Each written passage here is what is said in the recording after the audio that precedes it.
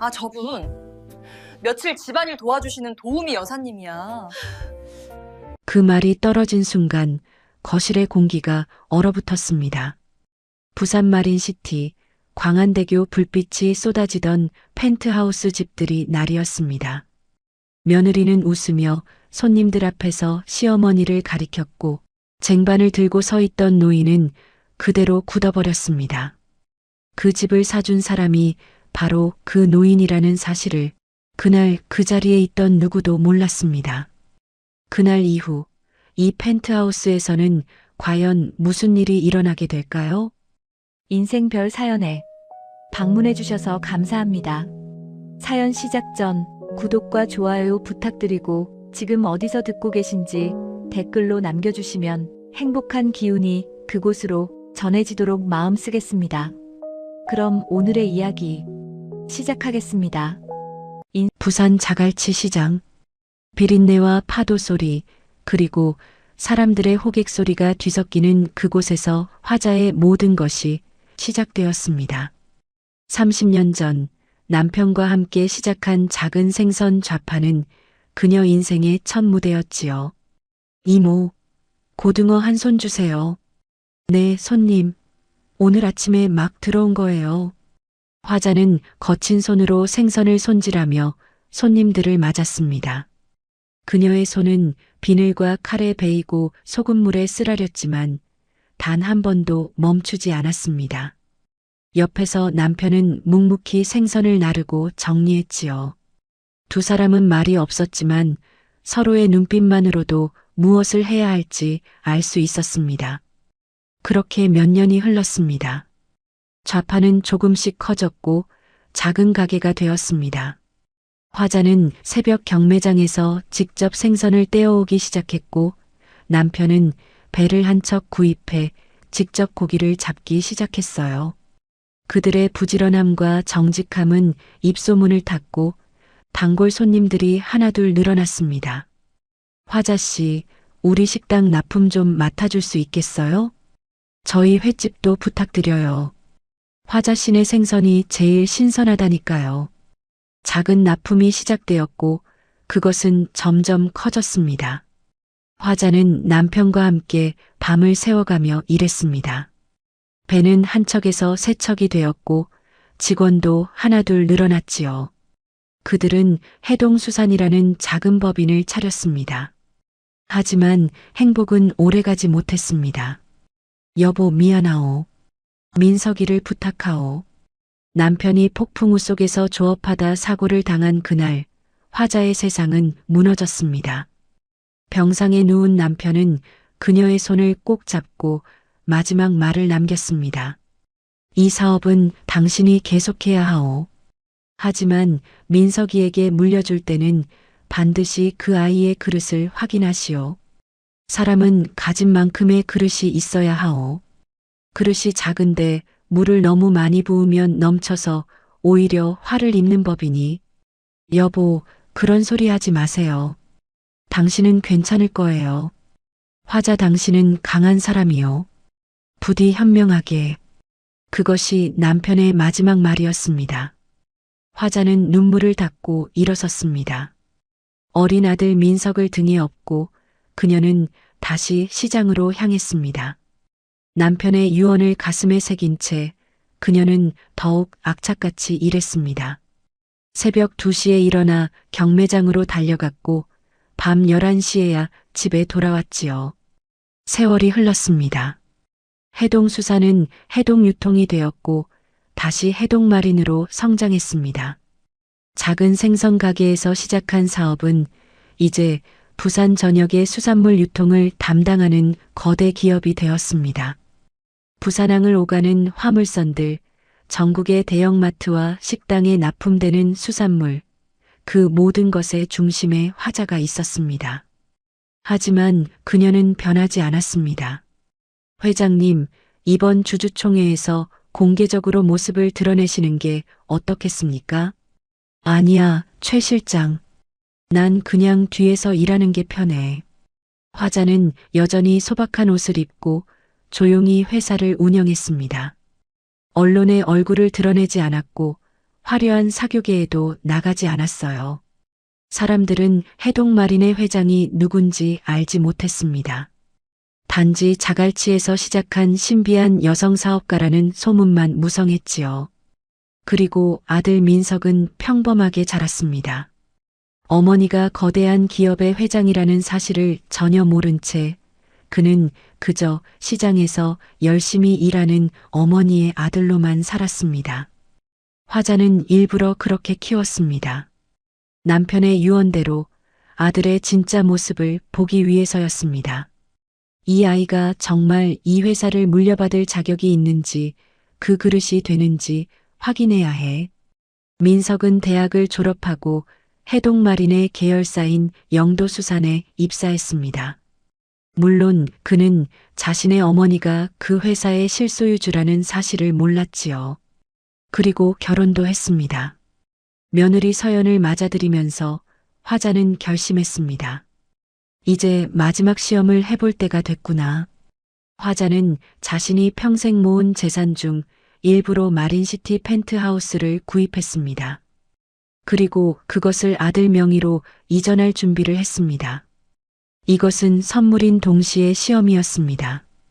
갑자기 손에 쥐어진 거대한 부를 어떻게 다루는지 그 안에서 아들 내외의 진짜 본성이 드러날 것이었으니까요. 최 실장, 네, 회장님. 명의 이전 준비는 끝났나? 언제든지 실행 가능합니다. 좋아. 그럼 시작하지. 화자는 창밖의 바다를 바라보았습니다. 남편과 함께 첫 배를 띄웠던 그 바다가 여전히 그곳에 있었습니다. 그녀의 눈빛은 깊고 슬펐지만 동시에 단호했습니다. 여보, 당신 말이 맞았어요. 사람의 그릇은 시험해봐야 알 수 있다고 했잖아요. 이제 우리 아들의 그릇을 확인할 시간이에요. 며칠 후 화자는 소박한 회색 한복을 차려입고 아들 내외를 불렀습니다. 그녀의 손에는 펜트하우스 등기 권리증이 들려 있었습니다. 해운대의 스카이라인을 병풍처럼 두른 거실은 고요함으로 가득했습니다. 최고급 원목 가구와 절제된 미술품들은 집주인의 높은 안목을 보여주었지만 그 공간을 채우는 공기는 어딘지 모르게 서늘했지요. 소박한 회색빛 계량 한복 차림의 화자는 묵묵히 찻잔을 들어 향을 음미할 뿐이었습니다. 그녀의 맞은편에는 아들 민석과 며느리 서연이 딱딱하게 굳은 채 앉아 있었습니다. 날씨가 많이 풀렸네요, 어머니. 그래도 아직 저녁엔 쌀쌀해요. 따뜻하게 입고 다니셔야 합니다. 민석이 어색한 침묵을 깨려 애썼지만 화자는 대답 없이 창밖을 응시했습니다. 그녀의 시선이 닿는 곳에는 부산의 상징인 마린시티의 마천루들이 위용을 뽐내고 있었습니다. 정적이 다시 무겁게 내려앉자 서연이 조심스럽게 입을 열었어요. 어머니, 오늘 저희를 부르신 건 무슨 특별한 일이라도 있으신가요? 특별한 일이라. 화자가 나직이 읊조리며 탁자 위에 놓인 서류 봉투를 향해 턱짓했습니다. 아주 평범한 흰색 봉투였습니다. 열어보거라. 민석과 서연은 서로의 얼굴을 쳐다보았습니다. 민석이 조심스럽게 손을 뻗어 봉투를 집어들었어요. 얇은 종이 몇 장이 들어있을 뿐인데도 그 무게가 천근만근처럼 느껴졌습니다. 서연이 참지 못하고 그의 팔을 가볍게 툭 쳤습니다. 여보, 어서요. 민석이 마른 침을 삼키며 봉투를 열었습니다. 안에 든 서류를 꺼내든 그의 눈이 가늘어졌다가 이내 믿을 수 없다는 듯 크게 뜨였습니다. 이게 왜 그래요, 여보? 뭔데요? 서연이 민석의 어깨 너머로 서류를 들여다보았습니다. 그녀의 입에서 짧은 비명이 터져 나왔어요. 부동산 등기권리증이라는 글자 아래 선명하게 박힌 주소는 그들이 감히 꿈도 꾸지 못했던 곳이었습니다. 마린시티 아이파크 펜트하우스? 어머니, 이게 정말 저희에게 주시는 겁니까? 민석의 목소리가 염소처럼 떨리고 있었습니다. 화자는 여전히 평온한 얼굴로 고개를 끄덕였습니다. 이제 내 집이다. 어머니. 서연이 저도 모르게 외치며 입을 틀어막았습니다. 그녀의 눈에는 금세 눈물이 그렁그렁 맺혔어요. 늘 무심하고 냉정하게만 느껴졌던 시어머니가 건넨 선물은 상상을 초월하는 것이었습니다. 감사합니다. 정말 감사합니다. 어머니. 저희가 이걸 어떻게 이렇게 큰 선물을. 민석은 말을 잇지 못하고 등기 서류만 연신 내려다보았습니다.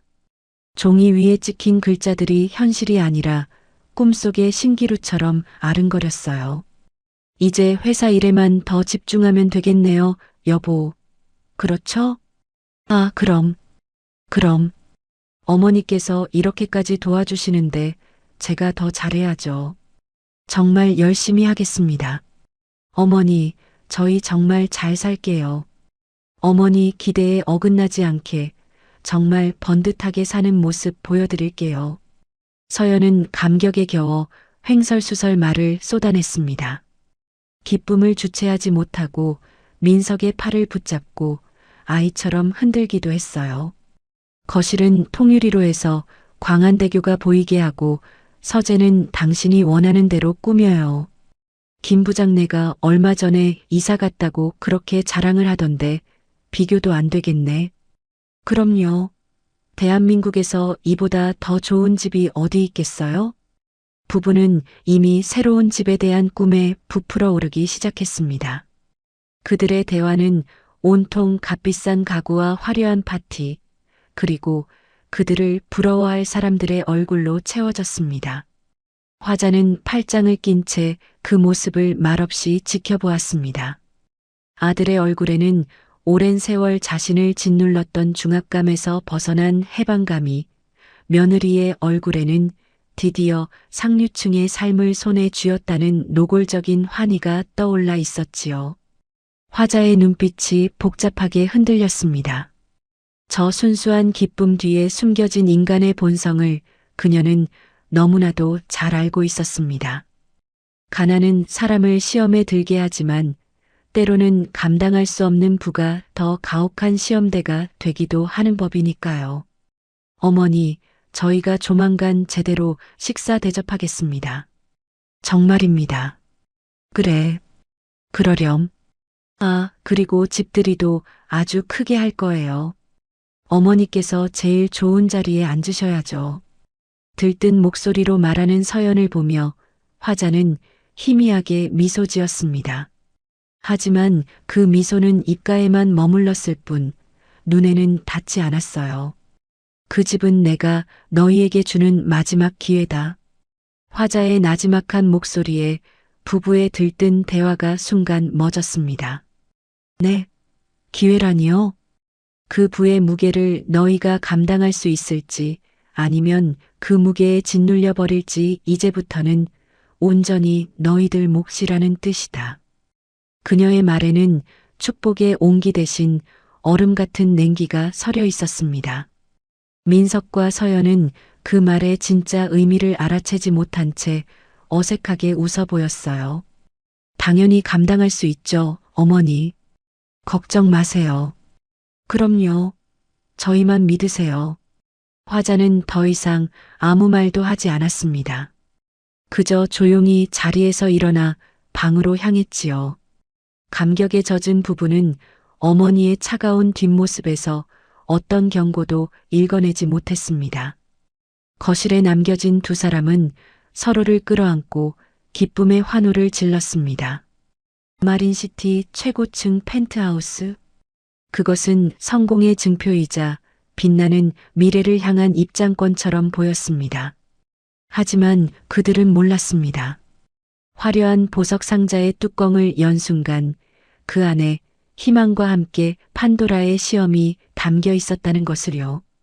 이것은 어머니가 아들에게 주는 마지막 선물인 동시에 그들의 민낯을 확인하기 위한 차갑고도 잔인한 시험대의 시작이었습니다. 과연 그들은 이 거대한 부의 무게를 온전히 감당해낼 수 있을까요? 이화자 회장의 마지막 시험은 그렇게 막이 올랐습니다. 마린시티의 밤은 지상의 별들로 가득했습니다. 광안대교의 화려한 조명이 파노라마처럼 펼쳐지는 펜트하우스 거실은 최고급 샴페인 잔이 부딪히는 소리와 사람들의 유쾌한 웃음소리로 채워져 있었어요. 서연은 눈부신 실크 드레스 차림으로 손님들 사이를 우아하게 오가며 완벽한 안주인의 모습을 연기하고 있었습니다. 세상에, 서연 씨, 여기가 정말 사람 사는 집 맞아요? 호텔 스위트룸도 이렇진 않겠어요. 무슨 말씀을요? 아직 정리할 게 한참 남은걸요. 서연이 손사래를 치며 말했지만 그녀의 입가에 걸린 미소는 숨길 수 없는 자부심으로 가득했습니다. 민석 역시 비싼 양복을 차려입고 대학 동창들에게 둘러싸여 있었습니다. 이야, 김민석. 너 정말 출세했다. 이런 집에 살면 매일 세상을 다 가진 기분이겠는데? 무슨, 아직 멀었지. 이제 시작이야. 시작이 이 정도면 나중엔 빌딩이라도 세우겠네. 이 친구야. 어깨를 으쓱하는 민석의 얼굴에는 만족감이 역력했습니다. 그는 힐끗 아내를 쳐다보았어요. 사람들 사이에서 여왕처럼 빛나고 있는 서연의 모습이 오늘따라 유독 아름다워 보였습니다. 모든 것이 완벽했습니다. 꿈에 그리던 모든 것이 바로 이 공간에 있었습니다. 펜트하우스로 이사 온 지 일주일이 지났습니다. 그 일주일 동안 서연은 집들이 준비해 온 신경을 쏟았습니다. 최고급 케이터링 업체를 불렀고 유명 플로리스트에게 꽃 장식을 맡겼으며 부산에서 가장 비싼 와인과 샴페인을 주문했지요. 초대 손님 명단도 신중하게 골랐습니다. 민석의 대학 동창 중 가장 잘 나가는 사람들, 서연의 친구 중 가장 부러워할 만한 사람들만 골라서 초대했습니다. 여보, 오늘 완벽하게 해야 해요. 우리가 이제 다른 레벨로 올라갔다는 걸 확실하게 보여줘야 한다고요. 알았어. 걱정 마. 오늘 저녁이 끝나면 모두가 우리를 부러워할 거야. 두 사람은 거울 앞에서 서로의 옷매무새를 다듬어주며 들뜬 미소를 나눴습니다. 그들의 대화 속에는 어머니에 대한 이야기가 단 한마디도 없었습니다. 손님들이 도착하기 시작했습니다. 현관에서 탄성이 터져 나왔고 거실로 들어선 사람들은 넋을 잃고 풍경을 바라보았습니다. 민석아, 이거 완전 영화에서나 나올 법한 집이잖아. 서연아, 너 이제 진짜 부자 됐구나. 부럽다, 진짜. 칭찬과 부러움이 쏟아졌고 서연과 민석은 겸손한 척하면서도 그 시선들을 즐기고 있었습니다. 샴페인이 따라졌고 음악이 흘러나왔으며 사람들은 점점 더 흥에 취해갔습니다. 그때 주방 쪽에서 소박한 회색 계량 한복 차림의 화자가 과일이 담긴 쟁반을 들고 나왔습니다. 화려한 파티의 분위기와는 어울리지 않는 그녀의 등장은 순간 사람들의 시선을 끌었습니다. 웅성거리던 소음이 잠시 잦아들었지요. 어머, 저분은 누구셔? 서연의 친구 중 한 명이 조심스럽게 물었습니다. 서연은 그 시선을 따라 화자를 발견하고는 잠시 표정이 굳는 듯 했습니다. 하지만 이내 능숙하게 미소를 되찾으며 친구의 팔을 가볍게 잡았습니다. 아, 저분이요? 그녀의 목소리는 물 흐르듯 부드러웠습니다. 주변의 모든 이목이 서연의 입술에 집중되었습니다. 민석도 아내와 친구들의 대화를 들으며 그쪽을 바라보고 있었지요. 화자는 묵묵히 테이블에 과일을 내려놓기 시작했습니다. 시골에서 올라온 가사도우미 아주머니세요. 일손이 좀 부족해서 오늘만 잠깐 부탁드렸어요. 서연이 아무렇지도 않다는 듯 상냥한 미소를 지으며 말했습니다. 순간 거실을 가득 채웠던 소음이 거짓말처럼 멎었습니다. 음악 소리만이 어색하게 공간을 맴돌았어요. 사람들은 당황한 눈빛으로 서연과 쟁반을 든 채 우뚝 멈춰 선 화자를 번갈아 쳐다보았습니다. 가사도우미, 어머나. 나지막한 수군거림이 여기저기서 터져나왔습니다. 화자를 향한 시선에는 당혹감과 값싼 동정이 뒤섞여 있었습니다. 그 시선들은 마치 날카로운 바늘처럼 그녀의 온몸을 찔러댔습니다. 쟁반을 든 화자의 손이 미세하게 떨렸습니다. 그녀는 고개를 들어 아들 민석을 바라보았습니다. 민석은 모든 것을 보고 듣고 있었습니다. 어머니의 흔들리는 눈빛과 정면으로 마주쳤습니다. 그 눈빛 속에는 실망과 체념, 그리고 아들을 향한 마지막 질문 같은 것이 담겨 있었습니다. 하지만 그는 대답하지 않았어요. 그저 시선을 피하며 옆에 있던 동창의 어깨를 치고는 억지 웃음을 지어 보였습니다. 자네는 여전하군. 이 와인 한 잔 더 받게. 아들은 그렇게 외면했습니다. 어머니의 무너지는 자존심을, 며느리의 잔인한 거짓말을, 이 모든 상황을 그저 모른 척 방관하기로 선택한 것입니다.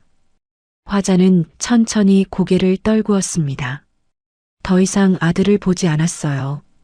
아주머니, 여기 과일 좀 더 채워주시겠어요? 서연이 아무 일도 없었다는 듯, 심지어는 더 다정한 목소리로 화자에게 말했습니다. 그녀는 이 상황을 완벽하게 통제하고 있다는 사실에 희열을 느끼는 듯 보였습니다. 네. 화자의 입에서 갈라진 목소리가 새어나왔습니다. 그녀는 묵묵히 몸을 돌려 텅 빈 쟁반을 들고 주방으로 향했습니다. 그녀의 등이 더없이 작고 초라해 보였습니다. 손님들은 어색하게 헛기침을 하며 다시 잔을 채우기 시작했지만 파티의 활기는 이미 한풀 꺾여버린 후였습니다. 주방에 홀로 선 화자는 싱크대에 쟁반을 내려놓고 두 손으로 가장자리를 꽉 움켜잡았습니다. 그녀의 손등에 핏줄이 붉어져 나왔고 턱이 미세하게 떨렸습니다. 하지만 그녀는 눈물을 흘리지 않았습니다. 대신 천천히 눈을 감고 깊게 숨을 들이마셨지요. 거실에서는 다시 웃음소리가 들려오기 시작했습니다. 민석은 샴페인을 단숨에 들이켰습니다. 목구멍으로 넘어가는 술이 유난히 썼습니다. 그는 차마 어머니가 사라진 주방 쪽을 돌아볼 용기가 나지 않았습니다. 민석아, 근데 진짜 부럽다. 이런 집에서 사니까 기분이 어때? 뭐, 괜찮지. 그의 대답은 힘이 없었습니다. 왠지 모르게 가슴 한구석이 답답하고 무거웠어요. 하지만 그는 그 감정을 애써 무시하려 했습니다. 서연은 여전히 손님들 사이를 오가며 밝게 웃고 있었습니다. 그녀의 얼굴에는 아무런 죄책감도 보이지 않았습니다. 오히려 시어머니를 제자리에 앉혀놓았다는 만족감마저 느껴졌지요. 서연아, 근데 그 아주머니 괜찮으시려나? 좀 안쓰러워 보이던데. 한 친구가 조심스럽게 물었습니다. 괜찮으세요. 일당도 넉넉하게 드리기로 했고요. 오히려 저희한테 고마워하실걸요? 서연이 아무렇지 않게 대답했습니다. 친구는 더 이상 묻지 않았습니다. 통유리창 너머 부산의 야경은 여전히 눈부시게 빛나고 있었습니다. 하지만 그 화려한 불빛은 이제 막 아들의 외면 속에 산산조각난 어머니의 마음을 비추지는 못했습니다. 첫 번째 시험 문제에 그들은 가장 잔인한 방식으로 오답을 제출하고 말았습니다. 파티의 흔적이 채 가시지 않은 아침이었어요.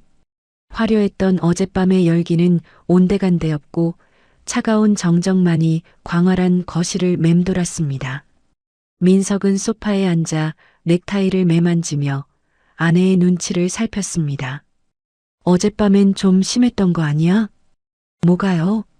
서연이 화장대 거울 앞에서 립스틱을 바르며 퉁명스럽게 대꾸했습니다. 아무리 그래도 손님들 다 있는 앞에서 어머니를 가사도우미라고 하는 건 그럼 뭐라고 해요? 평생 시장에서 장사하시던 분이라고 솔직하게 말이라도 할까요? 당신 체면은 생각 안 해요? 그게 내 체면이랑 무슨 상관이야. 우리 어머니시잖아. 바로 그거예요. 당신 어머니니까 내가 그렇게라도 둘러댄 거예요. 다 당신 위해서 그런 거라고요. 서연의 목소리에는 일말의 죄책감도 없었습니다. 오히려 당연한 일을 했다는 듯 당당했지요. 민석은 더 이상 말을 잇지 못하고 깊은 한숨만 내쉬었습니다. 이런 식의 대화는 늘 아내의 승리로 끝난다는 것을 그는 이미 알고 있었습니다. 전 이만 출근할게요. 어머니께는 당신이 잘 좀 말씀드려. 뭘 말씀드려요? 알아서 할 테니 신경 꺼요. 민석이 현관을 나서는 것을 확인한 서연은 만족스러운 미소를 지으며 자리에서 일어났습니다. 이제 이 거대한 성은 온전히 그녀의 것이었습니다. 그녀는 집안을 둘러보다가 복도 끝 가장 작은 방 앞에 섰습니다. 화자의 방이었습니다. 어머니 방은 제가 좀 정리해 드려야겠네요. 언제까지 이렇게 사실 순 없잖아요. 스스로에게 변명하듯 중얼거리며 서연은 노크도 없이 문을 활짝 열었습니다. 방 안은 펜트하우스의 화려함과는 동떨어진 소박하고 단출한 가구들로 채워져 있었습니다. 낡았지만 반질반질하게 닦인 작은 경대와 빛바랜 자개장이 전부였어요. 어쩜 이렇게 촌스러운 것들만 모아두셨을까? 이 집이랑은 하나도 안 어울리게. 서연은 경멸이 섞인 눈빛으로 방 안을 훑었습니다. 그러다 그녀의 시선이 경대 위에 놓인 낡은 가죽 일기장에 멈췄습니다. 손때가 묻어 모서리가 달아빠진 누가 봐도 아주 오래된 물건이었습니다. 이건 또 뭐람? 낡아빠진 공책은. 호기심 반, 조롱 반으로 그녀는 일기장을 집어들었습니다. 그리고는 아무렇게나 페이지를 넘기기 시작했어요. 삐뚤빼뚤하지만 정성스럽게 눌러 쓴 글씨들이 빼곡했습니다. 젊은 시절의 사랑 이야기, 아들 민석을 낳았을 때의 기쁨, 남편과 함께 시장을 일구던 고된 날들의 기록이었습니다. 어머, 시까지 쓰셨나 봐. 웬일이셔? 서연은 피식 웃으며 한 페이지를 소리내어 읽었습니다. 풋풋하고 서툰 사랑의 고백이 담긴 시였습니다. 그녀에게는 그저 유치하고 촌스러운 옛날 이야기일 뿐이었습니다. 그때 그녀가 들고 있던 모닝커피 잔이 살짝 기울며 진한 커피가 대리석 바닥으로 툭 하고 떨어졌습니다. 어머나, 아이 정말. 서연은 짜증스럽게 인상을 찌푸렸습니다. 주변을 둘러보았지만 휴지나 걸레는 보이지 않았어요. 그녀는 잠시 바닥과 손에 들린 일기장을 번갈아 보더니 일말의 망설임도 없이 일기장 한가운데 페이지를 푹 하고 찢어냈습니다. 종이가 찢어지는 날카로운 소리가 조용한 방 안에 울려 퍼졌습니다. 그녀는 찢어낸 종이로 바닥에 커피를 아무렇게나 닦아낸 뒤 그것을 작은 공처럼 구겨 쓰레기통을 향해 던졌습니다. 문틈으로 모든 것을 지켜보고 있던 화자의 두 손이 파르르 떨리기 시작했습니다. 그녀는 아침 식사를 챙겨주려 쟁반을 들고 아들의 방으로 향하던 길이었습니다. 며느리가 자신의 방에 들어가는 것을 보고 조용히 그 뒤를 따랐던 것입니다. 화자의 눈은 서연의 손에 들린 찢겨진 일기장과 쓰레기통 옆에 버려진 구겨진 종이 조각에 고정되었습니다. 그녀는 알고 있었습니다. 방금 찢겨나간 그 페이지에 무엇이 적혀 있었는지를. 그것은 가난했지만 행복했던 시절 남편이 달아빠진 만년필로 꾹꾹 눌러 써주었던 첫 번째 시였습니다. 그녀의 인생에서 가장 소중한 보물이었습니다. 이제 좀 깨끗해졌네. 서연은 만족스러운 표정으로 손을 털며 방을 나왔습니다. 문 앞에 얼어붙은 듯 서 있는 화자를 발견했지만 그녀는 놀라기는커녕 오히려 당당하게 말했습니다. 어머니, 방이 너무 지저분해서 제가 좀 치워드렸어요. 낡은 건 좀 버리셔야죠. 그리고는 화자의 어깨를 가볍게 툭 치고 지나쳐 거실로 향했습니다. 화자는 움직이지 않았습니다. 그녀의 시선은 여전히 찢겨나간 일기장의 흔적을 향해 있었습니다. 아들의 외면보다 더 아픈 자신의 모든 삶과 추억이 송두리째 부정당하는 순간이었습니다. 분노로 시작된 손의 떨림은 이내 온몸으로 번져나갔습니다. 커피 자국과 함께 구겨진 종이 조각 위에는 남편이 그녀에게 바쳤던 첫사랑의 시가 얼룩져 있었습니다. 두 번째 시험의 답안지는 그렇게 찢겨진 채 버려졌습니다. 며칠 뒤 화려했던 파티의 소음이 썰물처럼 빠져나간 펜트하우스는 값비싼 침묵에 잠겨 있었습니다. 자기야, 그날 내 친구들 표정 봤어? 특히 김사모. 남편이 강남에 빌딩 한 채 사줬다고 그렇게 자랑을 하더니 우리 집 현관 들어서는 순간부터 얼굴이 잿빛이 되더라니까. 다들 부러워서 어쩔 줄을 몰라 하는 그 모습 정말 통쾌했어. 서연이 만족스러운 미소를 지으며 민석의 넓은 품에 고양이처럼 안겼습니다. 그녀의 가느다란 손가락에는 어둠 속에서도 조명 없이 스스로 빛을 발하는 듯한 거대한 다이아몬드 반지가 끼워져 있었지요. 당연하지. 대한민국에서 여기보다 더 높은 곳이 어디 있다고. 이제 우리가 이 부산, 아니 이 나라의 꼭대기에 선 거야. 발 아래로 도시의 모든 불빛이 개미떼처럼 보이잖아. 저 모든 것들이 이제 우리를 우러러보게 될 거라고. 민석은 최고급 와인에 취해 붉어진 얼굴로 아내의 머리카락을 부드럽게 쓰다듬으며 으쓱댔습니다. 어머니가 자갈치 시장 좌판에서부터 시작해 평생을 바쳐 피와 땀으로 이룩한 부의 정점에서 그는 자신이 모든 것을 이룬 위대한 왕이라도 된 것처럼 오만하게 굴었어요.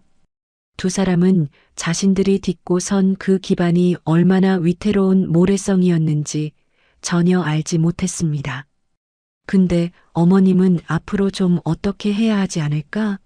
손님들 앞에서 시골에서 올라온 가사도우미라고 둘러대긴 했는데 몇몇 눈치 빠른 사람들은 이상하게 쳐다보는 것 같아서 좀 그랬어. 솔직히 우리 급에 맞지 않게 너무 초라하시잖아. 옷차림부터 말투까지. 에이, 뭘 그런 걸 일일이 신경 써. 그냥 저쪽 구석방에 조용히 계시게 하면 되지. 사람들 눈에만 안 띄면 그만이야. 이 집 등기 이전만 확실하게 끝나면 경치 좋은 곳에 있는 실버타운 최고급실로 보내드리는 것도 방법이고, 그게 우리가 할 수 있는 마지막 효도 아니겠어? 민석은 일말의 망설임도 없이 마치 낡은 가구를 처분하듯 가볍게 말했어요. 그의 말에 서연의 얼굴이 기다렸다는 듯 환하게 펴졌습니다. 정말? 역시 자기밖에 없어. 나 자기가 그렇게 말해주길 기다렸잖아. 솔직히 어머님 방에 있는 낡은 물건들 볼 때마다 소름 끼쳤거든. 무슨 곰팡내 나는 것 같고, 아까는 무슨 낡아빠진 일기장 같은 걸 보고 계시길래 내가 커피를 좀 쏟았지 뭐야. 어머님이 잠깐 자리 비우신 사이에 얼른 한 장 찢어서 바닥 닦아드렸잖아. 뭘 그런 구질구질한 걸 아직도 보물처럼 끌어안고 계신지 몰라. 잘했어. 아주 잘했어. 이제 그런 촌스럽고 구질구질한 과거는 다 잊고 우리 앞에 펼쳐질 화려한 미래만 생각하자고. 당신은 이제 이 펜트하우스의 여왕이야. 두 사람은 서로의 눈에 비친 천박한 탐욕을 확인하며 만족스러운 웃음을 터뜨렸습니다. 그들은 자신들의 잔인한 대화가 자신들을 향한 마지막 시험 문제를 묵묵히 채점하고 있을 어머니의 귀에 한자 한자 아프게 박히고 있다는 사실을 전혀 의식하지 못했어요. 그날 저녁 식탁의 공기는 대리석 바닥만큼이나 차갑고 단단했습니다. 최고급 식기에 담긴 음식들은 그 색과 향을 잃은 채 정물처럼 놓여 있었지요. 서연은 아무 일도 없었다는 듯 쾌활한 목소리로 침묵을 깨려 애썼습니다. 어머니, 이 스테이크 정말 맛있지 않아요? 제가 특별히 예약한 레스토랑에서 공수해 온 거예요. 자기도 많이 먹어요. 오늘 회사에서 힘든 일 있었다면서요. 화자는 수저를 든 채 미동도 하지 않았습니다. 그녀의 시선은 텅 빈 접시 위 그 너머의 어딘가를 향해 있었어요. 낮에 보았던 커피에 얼룩져 구겨진 종이 조각이 눈앞에 어른거리는 듯 했습니다. 어머니, 왜 식사를 안 하세요? 입에 안 맞으세요? 서연이 걱정스러운 척 물었지만 그 눈빛에는 일말의 가책도 담겨 있지 않았습니다. 민석이 아내의 팔을 가볍게 잡아 끌며 눈치를 주었습니다. 그만해. 어머니 피곤하신가 보지. 피곤하시긴요. 제가 일부러 기운 나시라고 준비한 건데. 아, 맞다. 어머니 방에 있는 낡은 자개장이랑 경대, 제가 내일 사람 불러서 다 치우기로 했어요. 뭐, 당신 마음대로? 민석이 놀라 되물었습니다. 그럼요. 이 집 분위기랑 너무 안 어울리잖아요. 제가 이태리에서 직수입한 최고급 가구로 싹 바꿔드릴게요. 어머니도 그게 더 좋으시죠? 서연이 해맑게 웃으며 화자를 바라보았습니다. 그것은 배려를 가장한 마지막 확인 사살과도 같았습니다.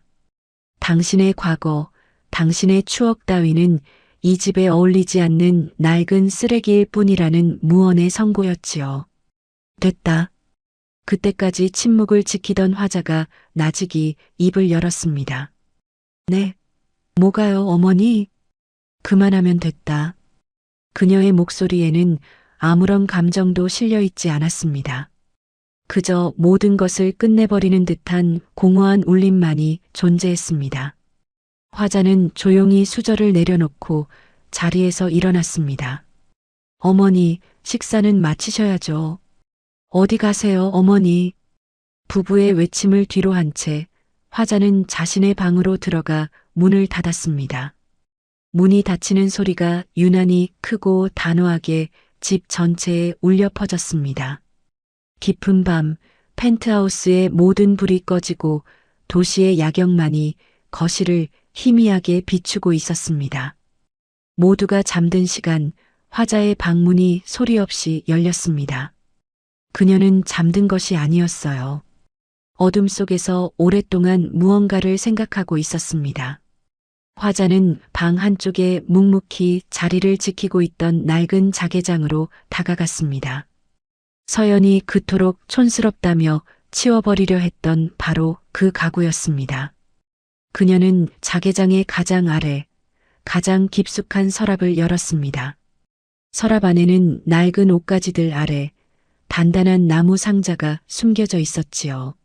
상자를 열자 그 안에서 고급스러운 금장 명함 케이스가 모습을 드러냈습니다. 오랜 세월의 흔적이라고는 찾아볼 수 없을 만큼 반짝이는 케이스였습니다. 화자는 익숙한 손길로 케이스를 열었습니다. 그리고 그 안에서 단 한 장의 명함을 꺼내 들었습니다. 두껍고 질 좋은 종이 위에는 간결하지만 무게감 있는 글씨가 금박으로 새겨져 있었습니다. 해동마린 회장 이화자. 그녀는 명함을 손가락으로 천천히 쓸어보았습니다. 자갈치 시장의 작은 생선 좌판에서 시작해 대한민국 해운업계를 주무르는 거대한 제국 해동마린을 맨손으로 일궈낸 지난 30년의 세월이 스쳐 지나갔습니다. 아들에게 모든 것을 물려주고 평범한 어머니로 돌아온 지난 몇 년은 어쩌면 그녀 인생의 마지막 휴가였을지도 모릅니다. 화자는 명함을 든 채 창가로 다가섰습니다. 통유리창 너머로 광안대교의 화려한 불빛이 보석처럼 쏟아져 내리고 있었습니다. 아들과 며느리가 그토록 자랑스러워하던 바로 그 풍경이었습니다. 하지만 이제 그 풍경은 그녀에게 다른 의미로 다가왔습니다. 저 아래 꿈틀거리는 도시와 밤바다를 가르는 거대한 선박들, 그 모든 것이 그녀의 손안에 있었습니다. 온화함으로 가득했던 그녀의 눈빛은 이제 차갑게 식어 있었습니다. 슬픔과 체념이 머물던 자리에는 강철 같은 결의가 들어섰습니다. 아들에게 준 마지막 기회는 처참한 실패로 끝났습니다. 시험은 이제 끝났습니다. 이제 모든 것을 제자리로 되돌릴 시간이었습니다. 화자는 조용히 휴대폰을 들고 단축번호 하나를 길게 눌렀습니다. 몇 번의 신호음이 가고 잠이 덜 깬 남자의 목소리가 들려왔습니다. 네, 비서실장입니다. 나다.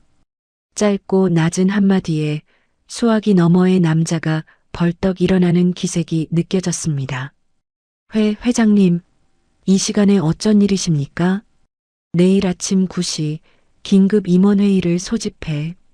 네, 갑작스럽게 무슨 일이라도 모든 임원 한 명도 빠짐없이 참석하라고 전하도록. 그녀의 목소리는 거절을 허락하지 않는 절대자의 것이었습니다. 알겠습니다, 회장님. 전화를 끄는 화자는 한동안 창밖을 응시했습니다. 30년간 쌓아올린 거대한 제국을 다시 움직일 때가 왔습니다. 숨겨져 있던 여제가 긴 잠에서 깨어나고 있었습니다. 펜트하우스를 손에 넣은 후 민석과 서연의 생활은 급격하게 변했습니다. 처음에는 조심스러웠던 두 사람도 시간이 지나면서 점점 더 대담해졌지요. 집들이가 끝난 다음 날부터 서연은 본격적으로 집안을 꾸미기 시작했습니다. 여보, 이 소파 좀 봐요. 이태리 장인이 직접 만든 수제 가죽이래요. 태블릿 화면에는 우아한 곡선의 소파가 떠 있었습니다. 가격표에는 1200만 원이라는 숫자가 선명했습니다. 민석이 잠시 머뭇거리자 서연이 그의 팔을 가볍게 흔들었습니다. 이 정도 집에 사는데 가구가 초라하면 안 되잖아요. 체면도 있고. 민석은 고개를 끄덕였습니다. 며칠 전 집들이 때 친구들이 보여준 부러움 가득한 시선이 떠올랐습니다. 그 시선들이 너무나 달콤했지요. 그래, 주문해. 소파가 들어왔습니다. 그 다음 주에는 식탁이 배달되었고 그 다음에는 안방 가구 한 세트가 들어왔습니다. 매번 배송 기사들이 커다란 상자를 들고 올 때마다 두 사람은 아이처럼 설레었어요. 하지만 그들의 통장 잔고는 눈에 띄게 줄어들고 있었습니다. 민석도 가만히 있지 않았습니다. 어느 날 퇴근길 그는 수입차 전시장 앞을 지나다 발걸음을 멈췄습니다. 유리창 너머로 보이는 검은색 세단이 조명을 받아 빛나고 있었습니다. 마치 그를 부르는 것 같았지요. 시승 한번 해보시겠습니까? 전시장 직원의 권유에 민석은 자연스럽게 운전석에 앉았습니다. 부드러운 가죽 시트가 몸을 감싸는 느낌, 손에 잡히는 핸들의 묵직한 감촉, 시동을 걸었을 때 조용하게 울리는 엔진 소리. 모든 것이 완벽했습니다. 이 차로 계약하겠습니다. 현명한 선택이십니다, 고객님. 결제는 어떻게 하시겠습니까? 할부로 해주세요. 월 할부금은 230만 원이었습니다. 민석의 월급이 500만 원이었으니 절반 가까이 되는 금액이었지요. 하지만 그는 개의치 않았습니다. 마린시티 펜트하우스에 사는 사람이라면 이 정도는 당연하다고 생각했으니까요. 서연은 명품 매장의 단골이 되었습니다. 처음에는 가방 하나, 구두 한 켤레씩 조심스럽게 샀지만 점점 대담해졌습니다. 신상품이 나올 때마다 제일 먼저 연락을 받았고 VVIP 라운지에서 샴페인을 마시며 쇼핑을 즐겼습니다. 사모님, 이번 시즌 컬렉션 정말 잘 어울리십니다. 그래요? 그럼 이것도 포장해 주세요. 그녀는 가격표를 확인하지 않았습니다. 확인할 필요가 없었습니다. 자신은 이제 그런 것을 신경 쓰지 않아도 되는 사람이라고 믿었으니까요. 매달 카드 명세서가 도착했지만 두 사람은 대수롭지 않게 넘겼습니다. 이번 달은 좀 많이 썼네. 다음 달엔 좀 줄이면 되죠, 뭐. 하지만 다음 달에도 그 다음 달에도 지출은 줄어들지 않았습니다. 오히려 늘어났지요. 골프 회원권을 끊었고 고급 와인 동호회에 가입했으며 한 달에 한 번씩은 해외로 짧은 여행을 다녀왔습니다. 홍콩, 싱가포르, 도쿄. 그들의 SNS는 화려한 사진들로 채워졌고 친구들의 부러움 섞인 댓글이 달렸습니다. 그러던 어느 날 민석은 대학 동창으로부터 전화를 받았습니다. 민석아, 시간 되면 나와봐. 좋은 이야기 해줄게. 강남의 호텔 라운지에서 만난 동창은 주변을 살핀 후 목소리를 낮췄습니다. 해외 선물 투자 알지? 요즘 대박이야. 나도 작년에 5천만 원 넣었는데 지금 1억 5천 됐어. 민석의 눈이 커졌습니다. 그게 가능해? 레버리지를 잘 활용하면 돼. 근데 원금이 커야 수익도 크지. 넌 그 집도 있잖아. 담보대출 받아서 해봐. 진짜 기회야. 그날 밤 민석은 서연에게 조심스럽게 말을 꺼냈습니다. 여보, 투자 이야기 하나 들었는데. 서연은 드라마를 보다 고개를 돌렸습니다. 민석은 친구에게 들은 이야기를 전했습니다. 수익률, 성공 사례, 그리고 담보대출 이야기까지. 서연의 표정이 점점 진지해졌습니다. 위험하지 않아요? 한두 달만 돌리고 빼면 돼. 그럼 지금 쌓인 빚도 다 갚고 여유 자금도 생기는 거지. 두 사람은 밤늦게까지 이야기를 나눴습니다. 불안함도 있었지만 지금의 생활을 유지하려면, 아니 더 나아가려면 뭔가 큰 수를 써야 한다는 생각이 들었습니다. 알았어요. 해봐요. 며칠 후 민석은 은행을 찾았습니다.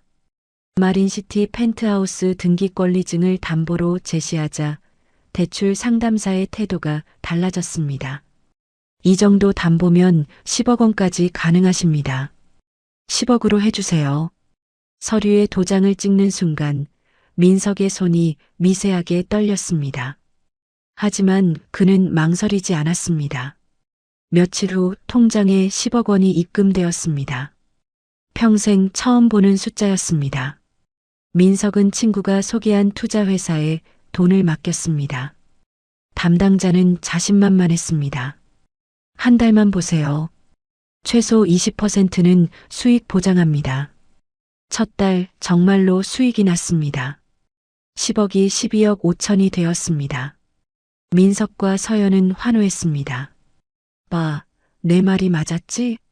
이대로만 가면 대박이야.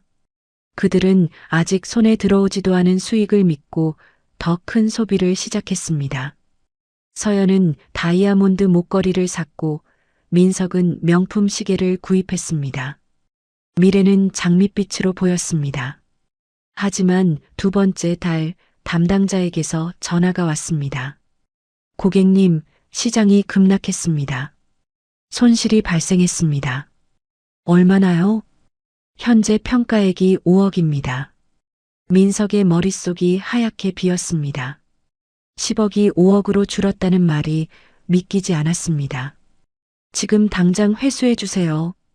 지금 회수하시면 손실이 확정됩니다. 조금만 기다리시면 상관없어요. 지금 당장요. 결국 그가 손에 쥔 것은 3억 원이었습니다. 10억을 투자해서 3억만 건진 것입니다. 7억이 한순간에 증발해버렸습니다. 여보 어떡해요? 서연의 얼굴이 창백했습니다. 민석도 마찬가지였습니다. 그들은 은행에 10억을 빚진 상태였습니다. 매달 갚아야 할 이자만 600만 원이 넘었습니다. 일단 최소 금액만 내고 버티자. 하지만 버틸 수가 없었습니다.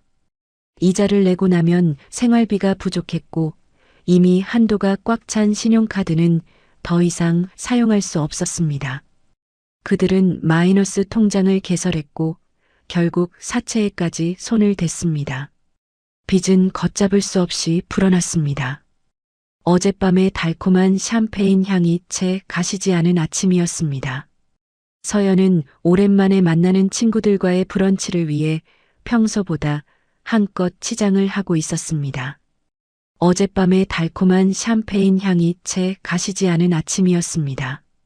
서연은 오랜만에 만나는 친구들과의 브런치를 위해 평소보다 한껏 치장을 하고 있었습니다. 어젯밤 남편 민석과 나누었던 미래에 대한 달콤한 대화는 그녀의 발걸음을 더욱 가볍게 만들었죠. 그녀는 약속 장소로 가기 전 단골 명품 매장에 들르기로 했습니다. 어제 들어왔다는 신상백을 가장 먼저 손에 넣고 싶은 마음에서였습니다. 어머, 사모님, 오셨습니까? 기다리고 있었습니다. 매장 매니저가 버선발로 뛰어나와 그녀를 맞았습니다. VVIP 고객을 대하는 극진한 태도였죠. 그래요? 내 생각해서 따로 빼놓은 거 맞죠? 그녀가 턱을 치켜들며 묻자 매니저는 환한 미소로 고개를 끄덕였습니다. 물론입니다. 사모님께서 가장 먼저 보셔야죠. 이쪽으로 오시지요. 매니저의 안내를 받아 안쪽에 VVIP 룸으로 들어간 그녀는 진열장에 고이 모셔진 눈부신 악어가죽백을 보고 만족스러운 미소를 지었습니다. 역시 예쁘네요. 이걸로 할게요. 그리고 저기 저 스카프랑 구두도 같이 포장해 주세요. 그녀는 가격표는 쳐다보지도 않고 손짓으로 물건들을 가리켰습니다. 매장의 다른 손님들이 부러움 섞인 시선으로 그녀를 힐끔거리는 것이 느껴졌습니다. 네, 사모님. 바로 준비해 드리겠습니다. 역시 안목이 탁월하십니다. 매니저가 정중하게 그녀의 블랙카드를 받아들고 계산대로 향했습니다. 잠시 후 매니저의 표정이 미묘하게 굳어지는 것을 서연은 놓치지 않았습니다. 왜 그래요? 무슨 문제 있어요? 아닙니다. 잠시만요. 기계에 오류가 있는 것 같습니다. 매니저는 애써 웃으며 카드를 다시 한번 단말기에 긁었습니다. 하지만 결과는 같았습니다. 승인 거절. 저 사모님, 대단히 죄송하지만 한도 초과로 나옵니다. 다른 카드는 없으십니까? 매니저의 목소리가 기어들어가듯 작아졌습니다. 서연의 얼굴이 순간 붉게 달아올랐습니다. 뭐라고요? 한도 초과요? 당신들 기계가 이상한 거 아니에요? 그녀의 날카로운 목소리에 주변의 시선이 더욱 집중되었습니다. 정말 죄송합니다, 사모님. 몇 번을 확인해도 동일한 메시지가 나옵니다. 정말 짜증나네요. 그럼 이걸로 해봐요. 이걸로 안 될 리가 없으니까. 서연은 신경질적으로 지갑에서 다른 카드사의 VVIP 카드를 꺼내 던지듯 건넸습니다. 하지만 몇 초 후 매니저의 얼굴은 더욱 사색이 되었습니다. 사모님, 이 카드 역시 마찬가지입니다. 승인이 거절됩니다. 네, 그럴 리가 없어요. 대체 이게 어떻게 된 일이에요? 주변에서 수군거리는 소리가 들려오는 듯 했습니다. 완벽한 굴욕이었습니다. 그녀는 벌떡 일어나 쿵쾅거리며 매장을 나섰습니다. 당장 남편에게 전화해 따져야겠다고 생각하며 휴대폰을 꺼내 들었습니다. 같은 시각 민석은 기분 좋게 콧노래를 부르며 펜트하우스로 향하고 있었습니다. 어머니 덕에 얻게 된 이 화려한 보금자리가 영원할 것만 같았습니다. 엘리베이터에서 내린 그는 자신의 집 현관문 앞에 멈칫 섰습니다. 문의 정중앙에 생전 처음 보는 섬뜩한 붉은색 종이가 붙어 있었습니다. 압류. 선명하게 찍힌 두 글자가 그의 눈을 후벼 파는 듯 했습니다. 뭐야, 이게 누가 이런 장난을. 그는 헛웃음을 치며 종이를 떼어내려 손을 뻗었습니다. 하지만 강력하게 붙어있는 딱지는 쉽게 떨어지지 않았습니다. 불길한 예감이 심장을 쿵 하고 내려앉게 만들었습니다. 그는 떨리는 손으로 도어록 비밀번호를 눌렀습니다. 삐비빅 마이너스 등록되지 않은 번호입니다. 이게 왜 이래? 다시 한번 천천히 그리고 정확하게 눌렀지만 결과는 같았습니다. 패닉에 빠진 그는 주머니를 뒤져 비상키를 꺼내 문에 꽂았지만 열쇠는 반도 들어가지 않고 튕겨 나왔습니다. 자물쇠 자체가 바뀐 것이었습니다. 이게 대체 무슨... 그는 다급하게 휴대폰을 꺼내 어머니에게 전화를 걸었습니다. 자신들의 유일한 돈줄이자 모든 것의 해결사인 어머니를 찾아야 했습니다. 하지만 수화기 너머에서는 차가운 기계음만이 흘러나왔습니다. 고객의 요청으로 당분간 전화를 받으실 수 없습니다. 전화를 안 받으신다고? 말도 안 돼. 불안감에 휩싸인 그는 곧바로 카드사 VIP 상담실로 전화를 걸었습니다. 제 아내 카드가 전부 정지됐다고 하는데 확인 좀 부탁합니다. 시스템 오류 아닙니까? 수화기 너머의 상담원은 잠시 무언가를 확인하더니 사무적인 목소리로 답했습니다. 고객님, 시스템 오류가 아닙니다. 카드 발급의 기준이 되셨던 계좌의 모든 자산이 동결 처리됨에 따라 카드의 사용 권한 역시 모두 정지 처리되었습니다. 네? 자산 동결이요? 그게 무슨 소리예요? 민석은 망치로 머리를 한 대 얻어맞은 듯한 충격에 휩싸였습니다. 그 순간 그의 휴대폰이 요란하게 울렸습니다. 발신자는 서연이었습니다. 그는 홀린 듯 통화 버튼을 눌렀습니다. 자기야, 이게 어떻게 된 일이에요? 내 카드가 전부 정지됐어요. 백화점에서 개망신만 당하고 지금 이게 뭐냐고요? 아내의 짜증 섞인 목소리가 고막을 때렸습니다. 평소 같았으면 같이 화를 냈을 테지만 지금 그는 그럴 정신이 없었습니다. 서연아, 진정하고 내 말 잘 들어. 지금 어디야? 그의 목소리가 심하게 떨리고 있었습니다. 어디긴요? 지금 집으로 거의 다 왔는데 왜요? 자기 목소리가 왜 그래요? 무슨 일 있어요? 오지 마. 아니, 와야 해. 와서 당신 눈으로 직접 봐. 네. 뭘 보라는 거예요? 똑바로 말해요. 답답하게. 민석은 붉은 압류 딱지에서 눈을 떼지 못한 채 거의 속삭이듯 말했습니다. 우리 집 문에 빨간 딱지가 붙어 있어. 네. 그게 무슨 소리예요? 압류 딱지라니 말도 안 돼요. 당신 지금 장난하는 거죠? 그는 말을 잇지 못했습니다. 어젯밤 자신들의 발 아래 펼쳐졌던 화려한 세상이 순식간에 발밑에서부터 사라지기 시작했다는 공포가 세찬 파도처럼 두 사람을 덮쳤습니다. 펜트하우스의 차가운 복도에 선 남자와 그를 향해 달려오는 차 안에 앉은 여자 모두 이제 막 시작된 기나긴 추락의 서막을 온몸으로 느끼고 있었습니다. 거실은 전쟁터나 다름없었어요. 바닥에는 대출 서류와 압류 통지서 따위가 어지럽게 널려 있었고 그 중심에 민석과 서연이 서 있었습니다. 두 사람의 얼굴은 절망과 분노로 붉게 달아올라 있었죠. 그러게 내가 그 투자 위험하다고 몇 번을 말했어요. 당신이 괜찮다고 대박이라고 했잖아요. 서연이 악에 받친 목소리로 소리쳤습니다. 그녀의 손끝이 파르르 떨리고 있었어요. 그럼 당신이 마이너스 통장까지 다 끌어다 쓰지만 않았어도 도대체 명품 사는데 얼마를 쓴 거야. 민석도 지지 않고 핏대를 세웠습니다. 서로에게 책임을 떠넘기는 추한 싸움은 끝이 보이지 않았어요. 집안의 모든 공기가 두 사람의 고성과 한숨으로 무겁게 가라앉는 듯 했습니다. 그때 구석에서 묵묵히 걸레질을 하던 늙은 어머니가 조용히 허리를 폈습니다. 초라한 몸빼 바지에 낡은 티셔츠 차림. 부부가 싸우는 동안에도 그녀는 늘 그랬듯 소리 없이 자신의 일만 할 뿐이었죠. 어머니, 정신 사나우니까 좀 가만히 계세요. 지금 어머니 신경 쓸 때 아니니까. 서연이 신경질적으로 쏘아붙였습니다. 어머니는 아무 대꾸 없이 다시 허리를 숙여 바닥을 닦기 시작했어요. 그 모습은 마치 이 집의 가구가 된 지 오래인 사람 같았네요. 바로 그 순간이었습니다.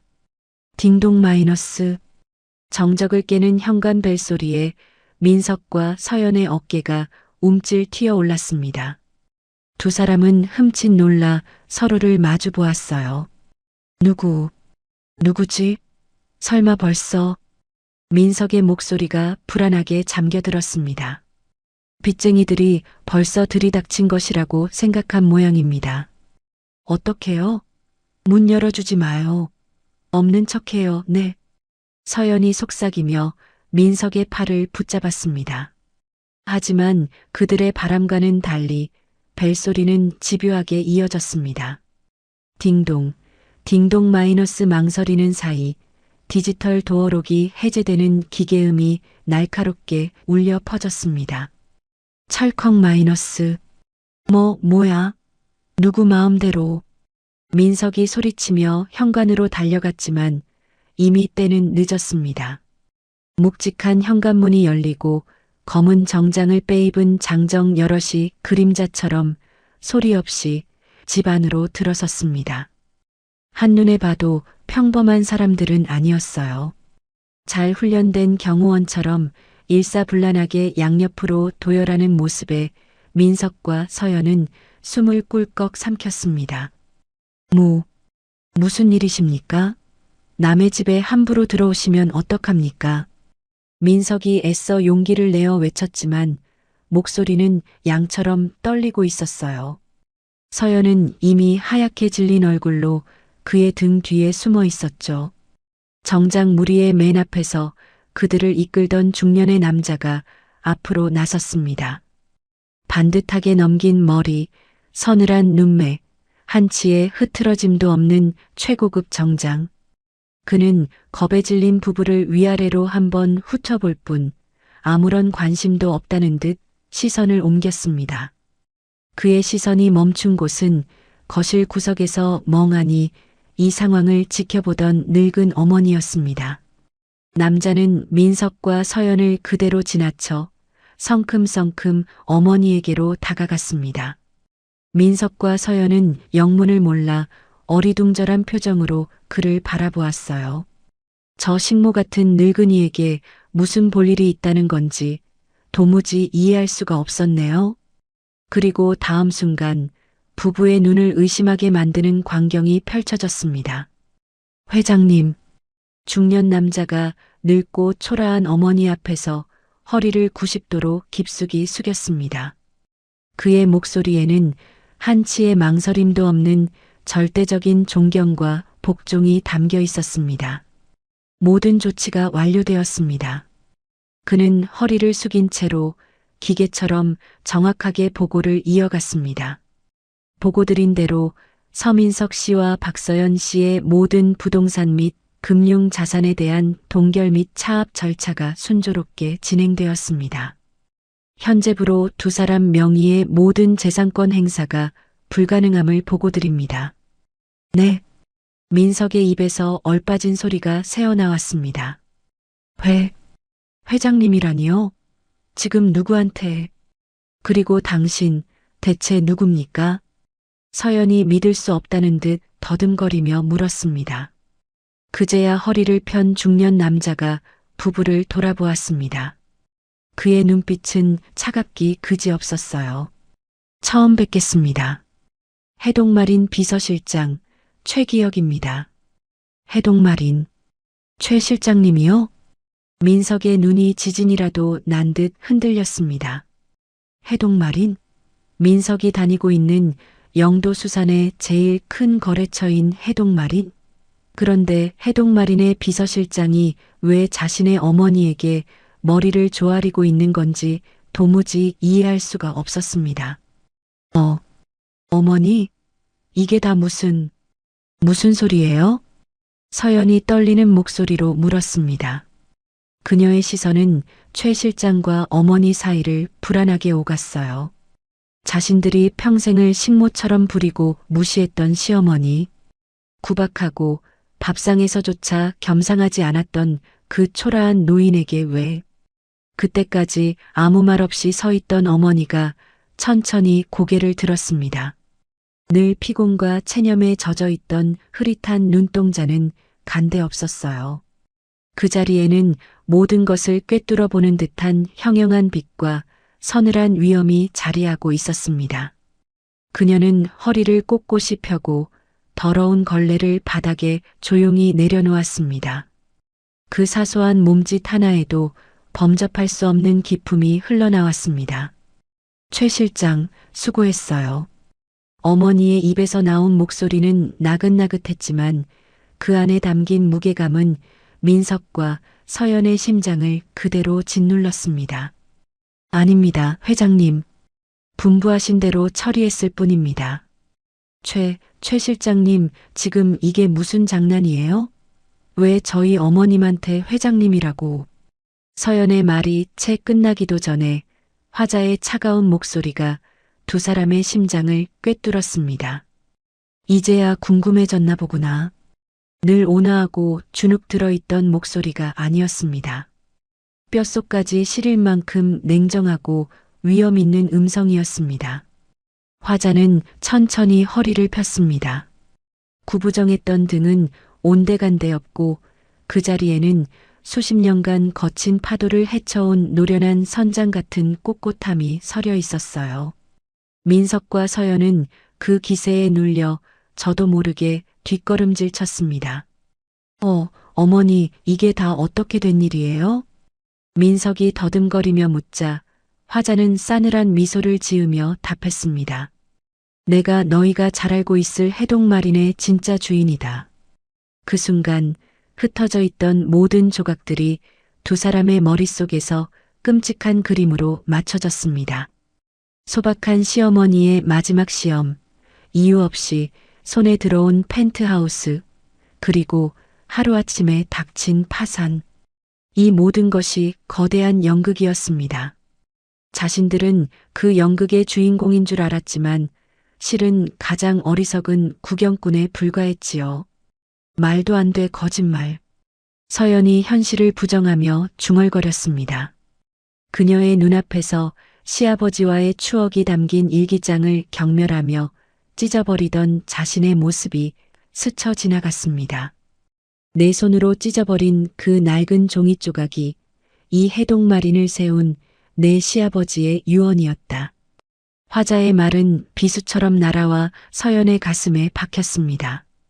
아들 내외의 인성을 마지막까지 시험해보고 그 그릇에 맞게 회사를 물려주라는 남편의 마지막 당부. 화자는 그 유언을 지키기 위해 모든 것을 걸고 마지막 시험을 치렀던 겁니다. 저희가 잘못했어요. 어머니, 아니 회장님, 저희가 정말 죽을 죄를 지었습니다.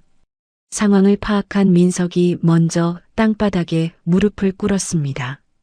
하지만 화자의 눈빛은 조금도 흔들리지 않았습니다. 기회는 충분히 줬다.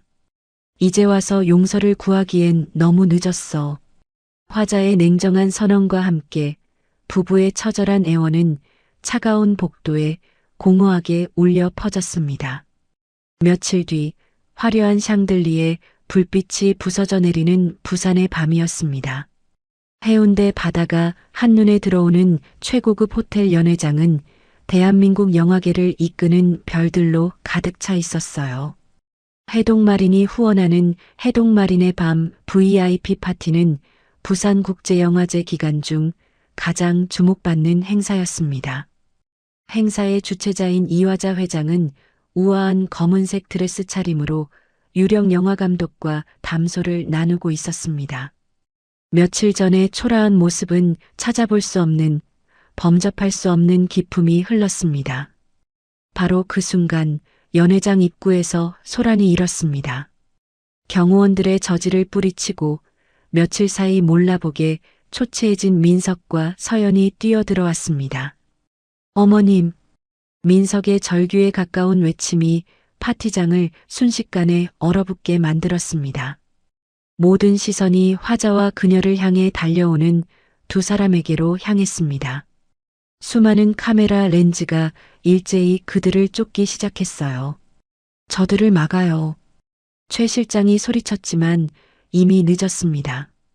민석과 서연은 수많은 인파를 해치고 화자의 바로 앞까지 달려와 쿵소리가 나도록 무릎을 꿇었습니다. 어머님, 저희가 잘못했습니다. 제발 용서해 주세요. 서연이 눈물 콧물을 쏟아내며 화자의 드레스 자락을 붙잡으려 했습니다. 화자는 얼음처럼 차가운 눈으로 그들을 내려다볼 뿐이었습니다. 저희가 정말 생각이 짧았습니다. 제발 저희를 한 번만 용서해 주십시오. 민석이 이마가 바닥에 닿을 듯 머리를 조아리며 애원했습니다. 연회장에 모인 사람들은 눈앞에서 벌어지는 막장 드라마 같은 장면에 숨을 죽였습니다. 회장님, 저 사람들이 정말 아드님 부부 맞습니까? 기자들의 질문이 빗발치자 화자는 옆에 있던 사회자용 마이크를 집어들었습니다. 무릎 꿇고 있던 아들 부부는 혹시나 하는 기대감에 눈물 어린 눈으로 그녀를 올려다보았습니다. 화자는 연회장 전체에 울려 퍼지는 얼음장처럼 차갑고 단호한 목소리로 입을 열었습니다. 오늘 이 좋은 자리에 불미스러운 일이 생겨 죄송합니다. 그녀는 먼저 정중하게 고개를 숙여 사과한 뒤 손가락으로 바닥에 엎드린 아들 부부를 정확히 가리켰습니다. 이 사람들은 제 아들 부부가 아닙니다. 네. 어머님 무슨 말씀을. 민석이 믿을 수 없다는 듯 중얼거렸지만 화자의 말은 계속되었습니다. 저 사람들은 제 아들과 며느리를 사칭하며 저와 저희 해동마린의 돈을 뜯어내려는 전문 사기꾼들입니다. 최근 저희 회사에 제 아들 부부를 사칭하여 파렴치한 사기 행각을 벌이고 있다는 제보가 여러 차례 있었습니다. 연회장 안은 충격으로 술렁였습니다. 서연은 새하얗게 질린 얼굴로 비명을 질렀어요. 아니에요. 어머님. 저희예요. 민석이랑 서연이. 어떻게 저희를 못 알아보세요. 어머니, 제발 이러지 마세요. 저희가 죽을 죄를 지었지만 어떻게 저희를 사기꾼이라고 하십니까? 두 사람의 울부짖음은 수많은 카메라 플래시와 사람들의 경멸 어린 시선 속에 묻혀버렸습니다. 경호팀은 뭘 하고 있습니까? 저 사람들을 당장 경찰에 넘기세요. 화자의 나지막한 명령에 경호원들이 일사불란하게 움직여 두 사람의 양팔을 거칠게 붙잡았습니다. 이거나 놓으라고. 어머님, 어떻게 저희한테 이러실 수 있어요? 제가 아들이잖아요. 민석의 마지막 외침이 연회장 문 밖으로 사라졌습니다. 소란이 끝나자 화자는 언제 그런 일이 있었냐는 듯 온화한 미소를 지으며 샴페인 잔을 높이 들었습니다. 부디 잊으시고 남은 시간 즐거운 파티를 즐겨주시길 바랍니다. 대한민국 영화의 밤을 위하여. 사람들은 환호하며 잔을 부딪혔습니다. 하지만 화자의 미소 띤 눈동자 깊은 곳에서는 제 손으로 자식과의 연을 끊어낸 자의 서늘한 불꽃이 조용히 타오르고 있었습니다. 그날 밤 경찰서에서 풀려난 민석과 서연은 허름한 여인숙 방에 쭈그리고 앉아 있었습니다. 영화제 파티장에서의 굴욕은 이미 모든 언론에 대서특필되었고 그들의 얼굴은 인터넷에 도배되어 있었습니다. 핸드폰은 꺼져 있었지만 아마 지인들의 문의와 조롱이 가득했을 것입니다. 이제 정말 끝이야. 완전히 끝났어. 민석이 머리를 감싸 쥐고 신음했습니다. 그의 얼굴은 며칠 사이 몰라보게 초췌해져 있었어요. 서연도 화장기 없는 맨 얼굴에 눈두덩이가 퉁퉁 부어 있었습니다. 어머님이 아니 회장님이 왜 우리한테 이러시는 거예요? 우리가 뭘 그렇게 잘못했다고. 서연의 목소리가 떨렸습니다. 하지만 그 떨림 속에는 두려움만이 아니라 억울함과 분노도 섞여 있었지요. 그래, 우리가 뭘 잘못했어? 어머니가 주신 집에서 산 게 잘못이야? 좀 잘 살려고 한 게 죄야? 민석의 목소리에도 점점 도끼가 서리기 시작했습니다. 절망이 깊어질수록 사람들은 때로 자신의 잘못을 인정하기보다 타인을 원망하게 되는 법입니다. 맞아요. 우리가 뭘 잘못했어요. 그냥 좀 행복하게 살고 싶었을 뿐인데. 두 사람은 한동안 말없이 앉아 있었습니다. 여인숙 창밖으로는 부산 밤거리의 네온 사인이 흐릿하게 깜빡이고 있었습니다. 한때 그들이 누렸던 화려한 펜트하우스의 야경과는 너무나 대조적이었지요. 여보. 서연이 조심스럽게 입을 열었습니다. 우리 그냥 이대로 무너질 순 없잖아요. 민석이 고개를 들어 아내를 바라보았습니다. 서연의 눈빛이 이상하게 번뜩이고 있었어요. 무슨 소리야? 어머님이 아니, 이화자 회장이 우리를 완전히 짓밟으려고 하잖아요. 그럼 우리도 가만히 당하고만 있을 순 없는 거 아니에요? 그래서 서연은 잠시 망설이다가 마치 결심한 듯 말을 이었습니다. 해동마린 후계자라는 이름, 아직 우리한테 남아있잖아요. 사람들은 아직 진실을 몰라요. 민석의 눈이 서서히 커지기 시작했습니다. 설마 너, 돈이 필요해요. 일단 여기서 벗어날 돈이라도 만들어야 해요. 그 돈으로 해외로 나가면 새 출발할 수 있을지도 몰라요. 서연의 목소리는 점점 절박해졌습니다. 민석은 아내의 얼굴을 뚫어져라 쳐다보았습니다. 한때 사랑스럽고 우아하게만 보였던 그 얼굴에서 지금은 벼랑 끝에 몰린 짐승 같은 야성이 느껴졌습니다. 자갈치 시장. 민석이 중얼거렸습니다. 거기 상인들은 어머니가 해동마린 회장이라는 걸 몰라. 그저 시장에서 생선 장사하던 화자 씨로만 알고 있어. 맞아요. 그리고 해동마린이라는 이름은 거기서 엄청난 신뢰를 줄 거예요. 두 사람은 서로를 바라보았습니다. 그 눈빛 속에는 죄책감보다 생존 본능이, 양심보다 절박함이 더 크게 자리하고 있었습니다. 계약서를 위조하면 돼요. 해동마린 로고 정도는 인터넷에서 구할 수 있고 도장은 인터넷 주문으로. 미쳤어? 그건 완전히 사기잖아. 민석이 소리쳤지만 그의 목소리에는 힘이 없었습니다. 서연은 남편의 손을 꽉 잡았습니다. 우리 지금 선택의 여지가 있어요? 빚쟁이들한테 쫓기다 죽을 거예요. 아니면 마지막으로 한 번만 더 해볼 거예요? 침묵이 흘렀습니다. 민석의 머릿속에서는 수많은 생각이 스쳐 지나갔습니다.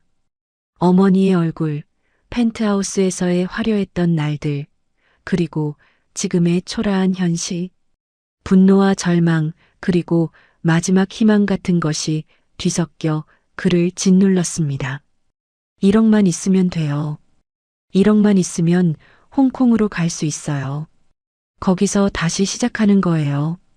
서연의 속삭임이 악마의 유혹처럼 들렸습니다. 민석은 고개를 떨구고 두 손으로 얼굴을 감쌌습니다. 그의 어깨가 미세하게 떨렸습니다. 좋아. 그의 입에서 나온 대답은 거의 신음에 가까웠습니다. 한 번만, 마지막으로 한 번만. 두 사람은 그날 밤을 꼬박 세우며 계획을 짰습니다. 누구를 타깃으로 할지, 어떤 명목으로 접근할지, 계약서는 어떻게 위조할지. 한때 명문대를 나온 엘리트였던 두 사람은 이제 치밀한 사기극을 설계하는 범죄자로 전락하고 있었습니다. 상인회장 박 사장이 좋을 것 같아요. 그 사람은 돈도 있고 해동마린과 거래하고 싶어 안달이거든요. 프리미엄 호텔 납품 계약 그럴듯하네. 이행 보증금 명목으로 현금을 받는 거예요. 1억이면 충분해요. 새벽이 밝아올 무렵 두 사람은 지친 얼굴로 마주 보았습니다. 그들의 눈빛은 결의로 가득했지만 동시에 어딘가 공허하고 죽어 있었습니다. 마지막 선을 넘는 순간 사람은 무언가 본질적인 것을 잃어버리는 법이니까요. 이거 끝나면 정말 끝이야. 다신 이 나라에 못 들어올지도 몰라. 상관없어요. 어차피 여기 남아봤자 우리 미래는 없잖아요. 그들은 더 이상 어머니에 대한 죄책감을 느끼지 않았습니다. 오히려 모든 것을 빼앗아간 원수처럼 생각하기 시작했지요. 인간은 때로 자신의 잘못을 직면하기보다 타인을 악마로 만드는 것이 더 쉽다는 것을 선택합니다. 비릿한 바다 냄새와 사람들의 활기가 넘치는 자갈치 시장의 소음이 희미하게 들려오는 허름한 횟집의 낡은 방 안이었습니다. 비릿한 바다 냄새와 사람들의 활기가 넘치는 자갈치 시장의 소음이 희미하게 들려오는 허름한 횟집의 낡은 방 안이었습니다. 화려했던 펜트하우스의 기억은 아득한 꿈처럼 느껴졌습니다. 며칠 사이 수척해진 민석과 서연은 애써 구겨진 명품 옷을 차려입고 맞은편에 앉은 상인 대표를 마주하고 있었습니다. 그들의 눈빛에는 초조함과 벼랑 끝에 선자의 도끼가 서려 있었죠. 그래서 제 말씀은 저희 어머니, 그러니까 해동마린 이화자 회장님께서 이번에 새로 론칭하는 프리미엄 호텔 체인에 들어갈 식자재를 자갈치 시장에서 독점 공급받고 싶어 하신다는 겁니다. 민석이 최대한 무게를 잡으며 말했습니다. 그의 목소리는 불안하게 떨리고 있었지만 이화자 회장이라는 이름은 여전히 묵직한 힘을 가지고 있었습니다. 해동마린에서요? 저희야 영광입니다만 어째서 도련님께서 직접 이런 누추한 곳까지 오셨습니까? 공식적인 절차를 밟으면 될 것을요. 듬직한 체구의 상인 대표 박 사장이 의심스러운 눈초리로 물었습니다. 그는 시장에서 잔뼈가 굵은 사람이었습니다. 아, 그게 사실은 극비리에 진행되는 프로젝트라서요. 내부적으로 경쟁이 워낙 심해서 어머니께서 가장 믿는 저에게 직접 맡기신 일입니다. 맞아요, 사장님. 어머님께서 중간 유통 과정 없이 평생 바다와 함께 살아오신 사장님 같은 분들과 직접 상생하고 싶다는 뜻이 강하세요. 일종의 결단 같은 거죠. 서연이 옆에서 부드러운 미소와 함께 거들었습니다. 그녀의 능숙한 거짓말은 박 사장의 경계심을 조금 허물었습니다. 회장님께서 그런 깊은 뜻이 하긴 요즘 대기업들 갑질이 얼마나 심합니까? 그런 분이시니 해동마린을 이만큼 키우셨겠지요. 그럼요. 그래서 말입니다만 저희가 파격적인 조건으로 계약을 진행하려고 합니다. 시장의 다른 상인분들께는 아직 말씀하지 마시고 우선 사장님과 먼저 계약을 체결하고 싶습니다. 민석은 준비해온 서류 뭉치를 테이블 위로 밀었습니다. 그럴듯하게 꾸며진 로고와 직인이 찍혀 있었지만 모두 하룻밤 사이에 급조한 가짜였습니다. 독점 계약이라 조건이 어떻게 됩니까? 박 사장의 눈이 빛났습니다. 일생일대의 기회일지도 모른다는 기대감이 의심을 밀어내기 시작했습니다. 기존 납품가의 1.5배를 보장해 드립니다. 대신 최고의 품질을 유지해 주셔야 합니다.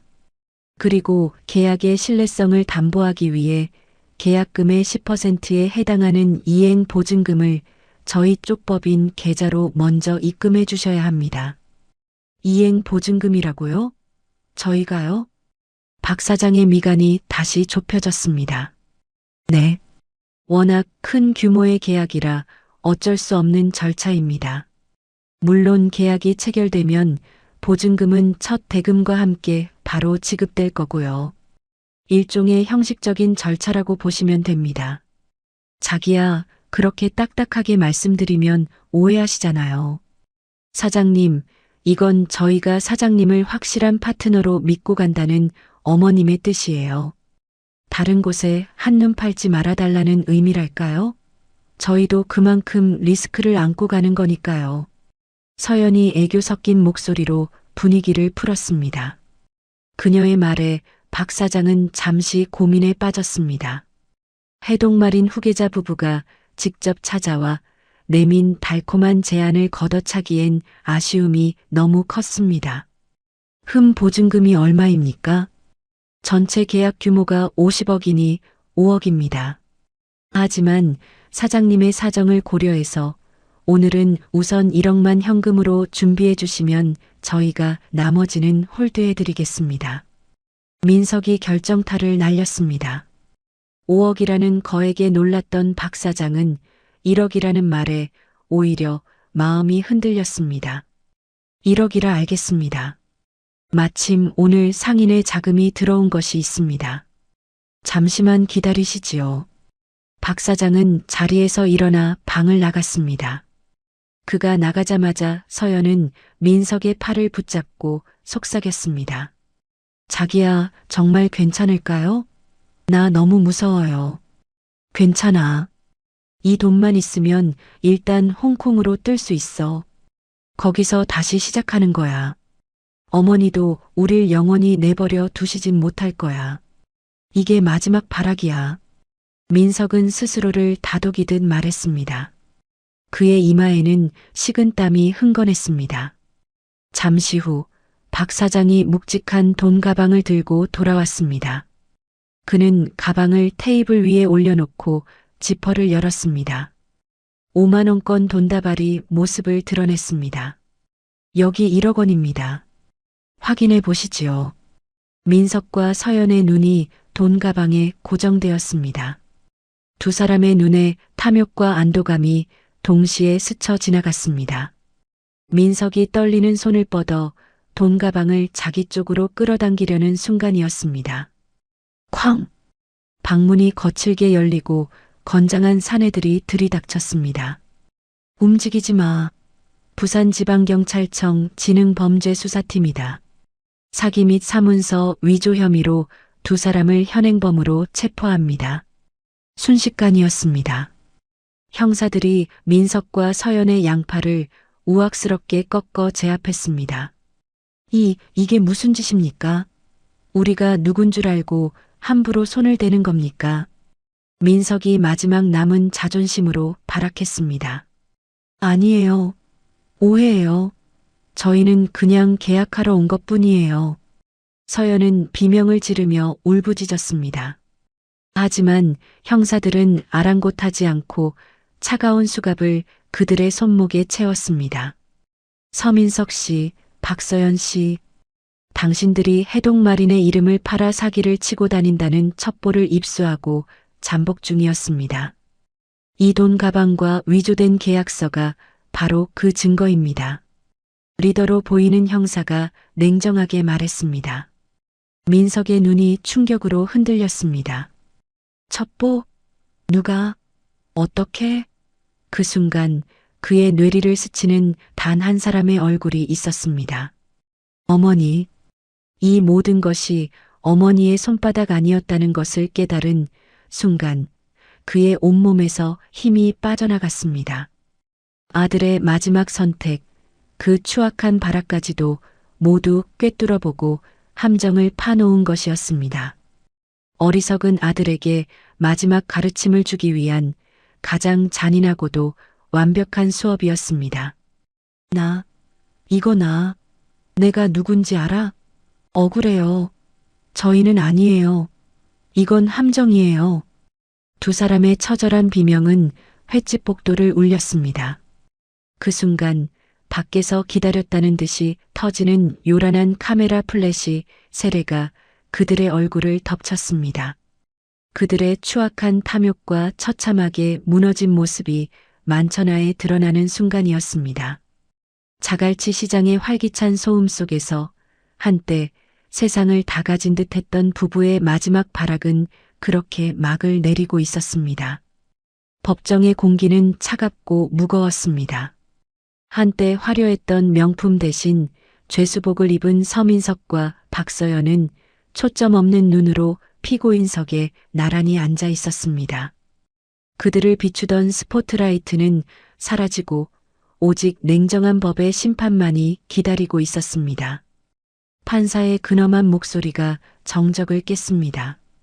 피고인 박서연, 최후 변론하십시오. 그 말에 박서연이 자리에서 일어섰습니다. 그녀는 마치 비련의 여주인공처럼 눈물을 흘리며 떨리는 목소리로 입을 열었습니다. 존경하는 재판장님, 저는 그저 남편을 사랑했을 뿐입니다. 방청석에서 낮은 술렁임이 일었습니다. 저는 해동마린이라는 거대한 세상에 대해 아무것도 몰랐어요. 그저 제 남편 서민석 씨가 하자는 대로 따랐을 뿐입니다. 그 사람이 꾸미는 일이 잘못된 것이라는 걸 알았을 때는 이미 너무 늦어버렸습니다. 그녀는 슬쩍 서민석을 쳐다보며 말을 이었습니다.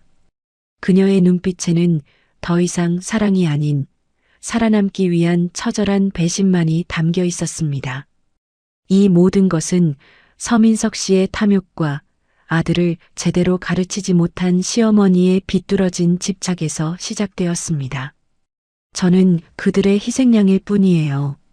부디 이 모든 사정을 헤아려 주시어 저에게는 관용을 베풀어 주시길 간절히 바랍니다. 그녀의 흐느낌이 법정 안에 울려 퍼졌습니다. 그리고 그녀는 마지막 일격을 가했습니다.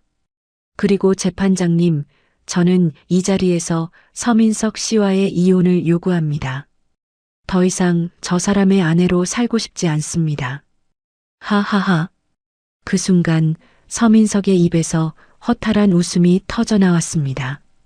그는 고개를 숙인 채 한참을 웃다가 이내 핏발선 눈으로 박서연을 노려보았습니다. 박서연, 너 정말 대단한 여자네. 피고인 서민석, 정숙하시오. 판사의 경고에도 그는 아랑곳하지 않았습니다. 사랑? 희생양? 웃기지 마. 탐욕은 당신이 더하면 더했지. 아니에요. 거짓말이에요. 저 사람이 지금 궁지에 몰리니 저를 걸고 넘어지는 거예요. 거짓말? 우리가 펜트하우스에서 매일 밤 나눴던 대화들 전부 잊었어? 당신 꿈이 곧 내 꿈이라며 저 도시의 불빛을 모두 손에 넣자고 한 게 누구야? 그런데 이제 와서 혼자 살겠다고 나를 버려? 닥쳐요. 당신 같은 인간 때문에 내 인생이 망가졌어. 내 인생? 내 인생은 너 때문에, 내 끝없는 욕심 때문에 내가 이 지경이 된 거야. 두 사람은 서로를 향해 악에 바친 고함을 질러댔습니다. 한때 서로의 욕망을 비추는 거울이었던 그들은 이제 서로의 파멸을 확인하는 지옥이 되어 있었습니다. 정숙, 두 피고인 모두 자리에 앉으시오. 한 번 더 소란을 피울 시에는 법정 모독죄를 추가할 것입니다. 판사의 불호령이 떨어지고 나서야 두 사람은 경위들에게 이끌려 억지로 자리에 앉았습니다. 서로를 죽일 듯이 노려보는 두 사람을 번갈아 본 판사가 판결문을 들고 일어섰습니다. 판결을 선고하겠습니다.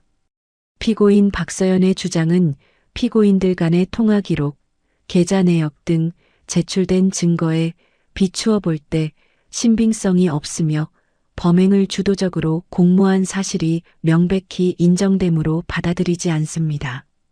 박서연의 얼굴이 절망으로 하얗게 질렸습니다.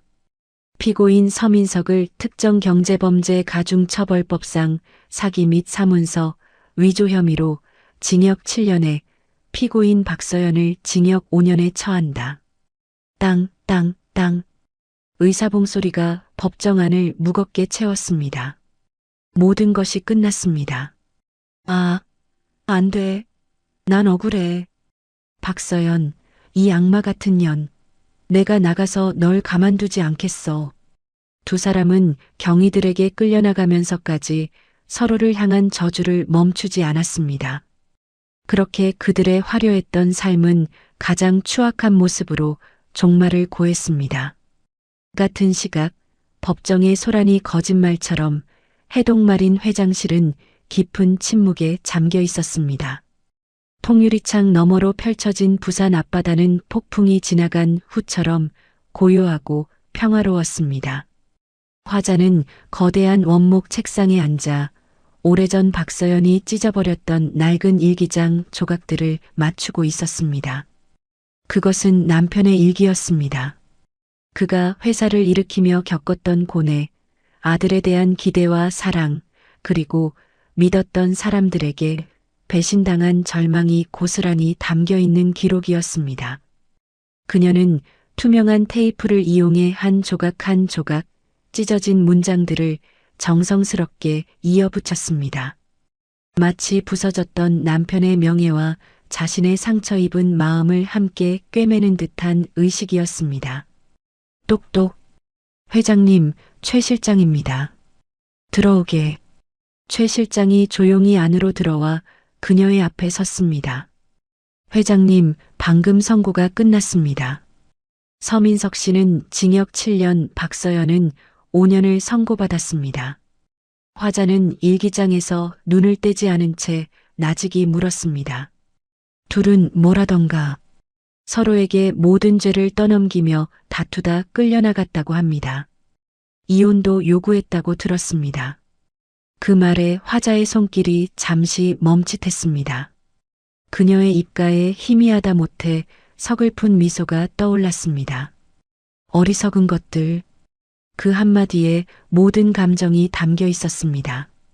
아들에 대한 실망, 연민, 그리고 이제는 정말 끝이라는 체념까지. 알았네. 이제 자네도 그만 쉬게. 그동안 고생 많았어. 아닙니다, 회장님. 회장님의 오랜 수건이 이제야 모두 끝났습니다. 최 실장은 깊이 고개를 숙여 예를 표하고는 조용히 회장실을 나갔습니다. 홀로 남은 화자는 마침내 마지막 일기장 조각을 제자리에 붙였습니다. 비록 찢어진 흔적은 남았지만 일기장은 다시 한 권의 책이 되었습니다. 그녀는 완성된 일기장을 소중하게 쓸어본 뒤 자리에서 일어나 창가로 다가갔습니다. 잔잔한 파도가 햇살에 부서지며 은빛으로 반짝이고 있었습니다. 길고 길었던 복수가 끝났습니다. 하지만 그녀의 마음에는 승리의 환희 대신 모든 것을 비워낸 듯한 공허함과 깊은 평온이 자리하고 있었습니다. 남편의 명예는 되찾았고 아들은 죗값을 치르게 되었습니다. 이제 그녀에게 남은 것은 이 회사를, 남편의 꿈을 지켜나가는 것뿐이었습니다. 바다는 모든 것을 알고 있다는 듯 그저 고요했습니다. 5년이라는 시간은 사람을 완전히 다른 존재로 만들기에 충분했습니다. 출소한 박서연은 교도소 정문 앞에 멍하니 서 있었어요. 누가 마중 나와줄 것이라는 기대는 하지 않았습니다. 가족도 친구도 그 누구도 그녀를 기다리지 않았으니까요. 어디로 가시겠습니까? 택시 기사가 물었습니다. 서연은 한참을 망설이다가 겨우 주소를 말했습니다. 부산의 허름한 동네, 월세 20만 원짜리 고시원이었습니다. 교도소에서 사회복지사를 통해 간신히 구한 곳이었지요. 고시원 방은 2평도 채 되지 않았습니다. 좁은 침대와 낡은 책상, 그리고 작은 옷장이 전부였어요. 서연은 침대에 털썩 주저앉아 주변을 둘러보았습니다. 한때 마린시티 펜트하우스의 안방에서 잠들었던 그녀였습니다. 눈물이 주르륵 흘러내렸어요. 다음 날부터 그녀는 일자리를 찾아 나섰습니다. 하지만 정과 기록이 있는 40대 여성을 받아주는 곳은 없었습니다. 일주일, 2주일, 한 달이 지나도록 일자리를 구하지 못했어요. 마지막으로 찾아간 곳은 자갈치 시장 근처의 작은 식당이었습니다. 설거지랑 청소할 수 있으면 돼요. 하루 5만 원 드릴게요. 식당 주인은 그녀를 위아래로 훑어보더니 마지못해 고개를 끄덕였습니다. 서연은 그날부터 설거지를 시작했어요. 찬물에 손이 트고 갈라졌습니다. 기름때가 밴 그릇을 닦으며 그녀는 한때 자신이 비웃었던 사람들을 떠올렸습니다.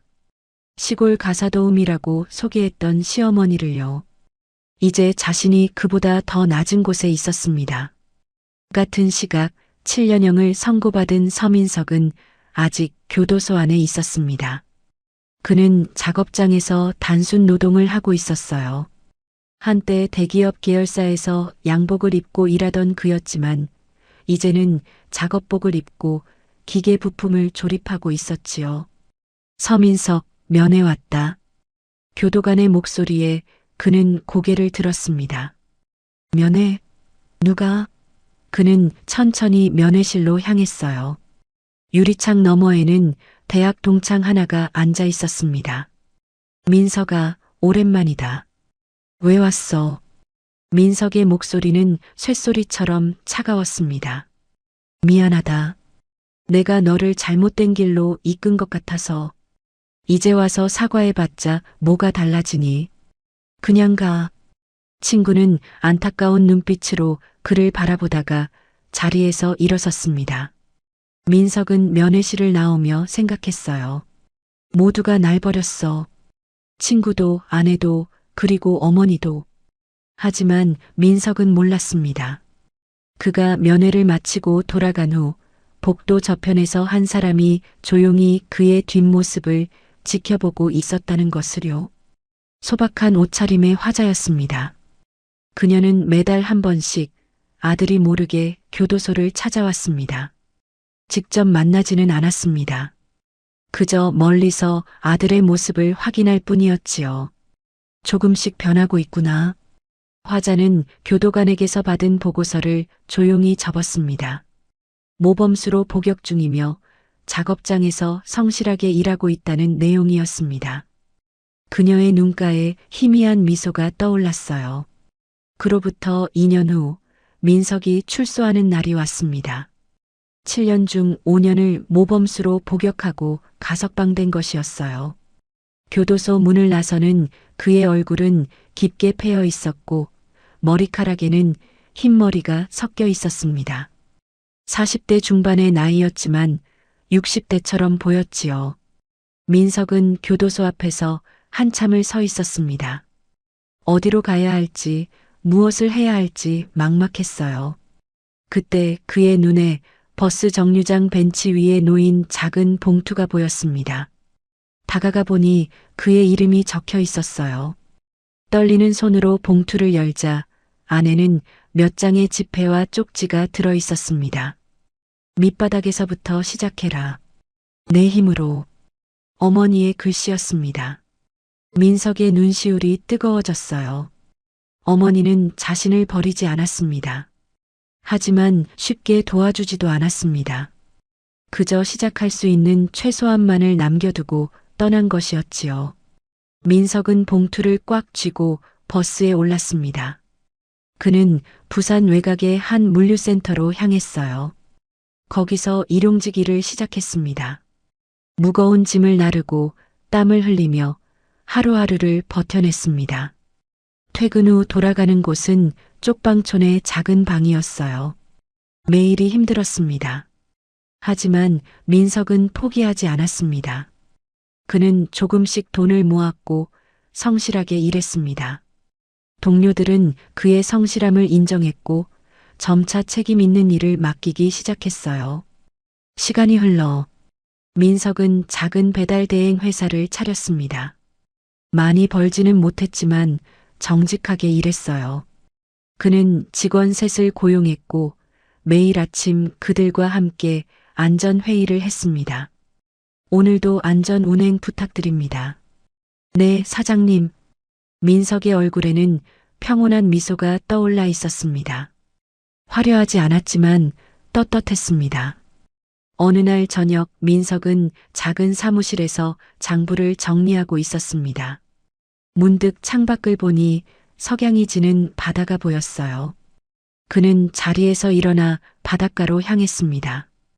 파도 소리를 들으며 걷고 있는데 저 멀리 익숙한 뒷모습이 보였습니다. 소박한 옷차림으로 바다를 바라보고 서 있는 어머니, 화자였습니다.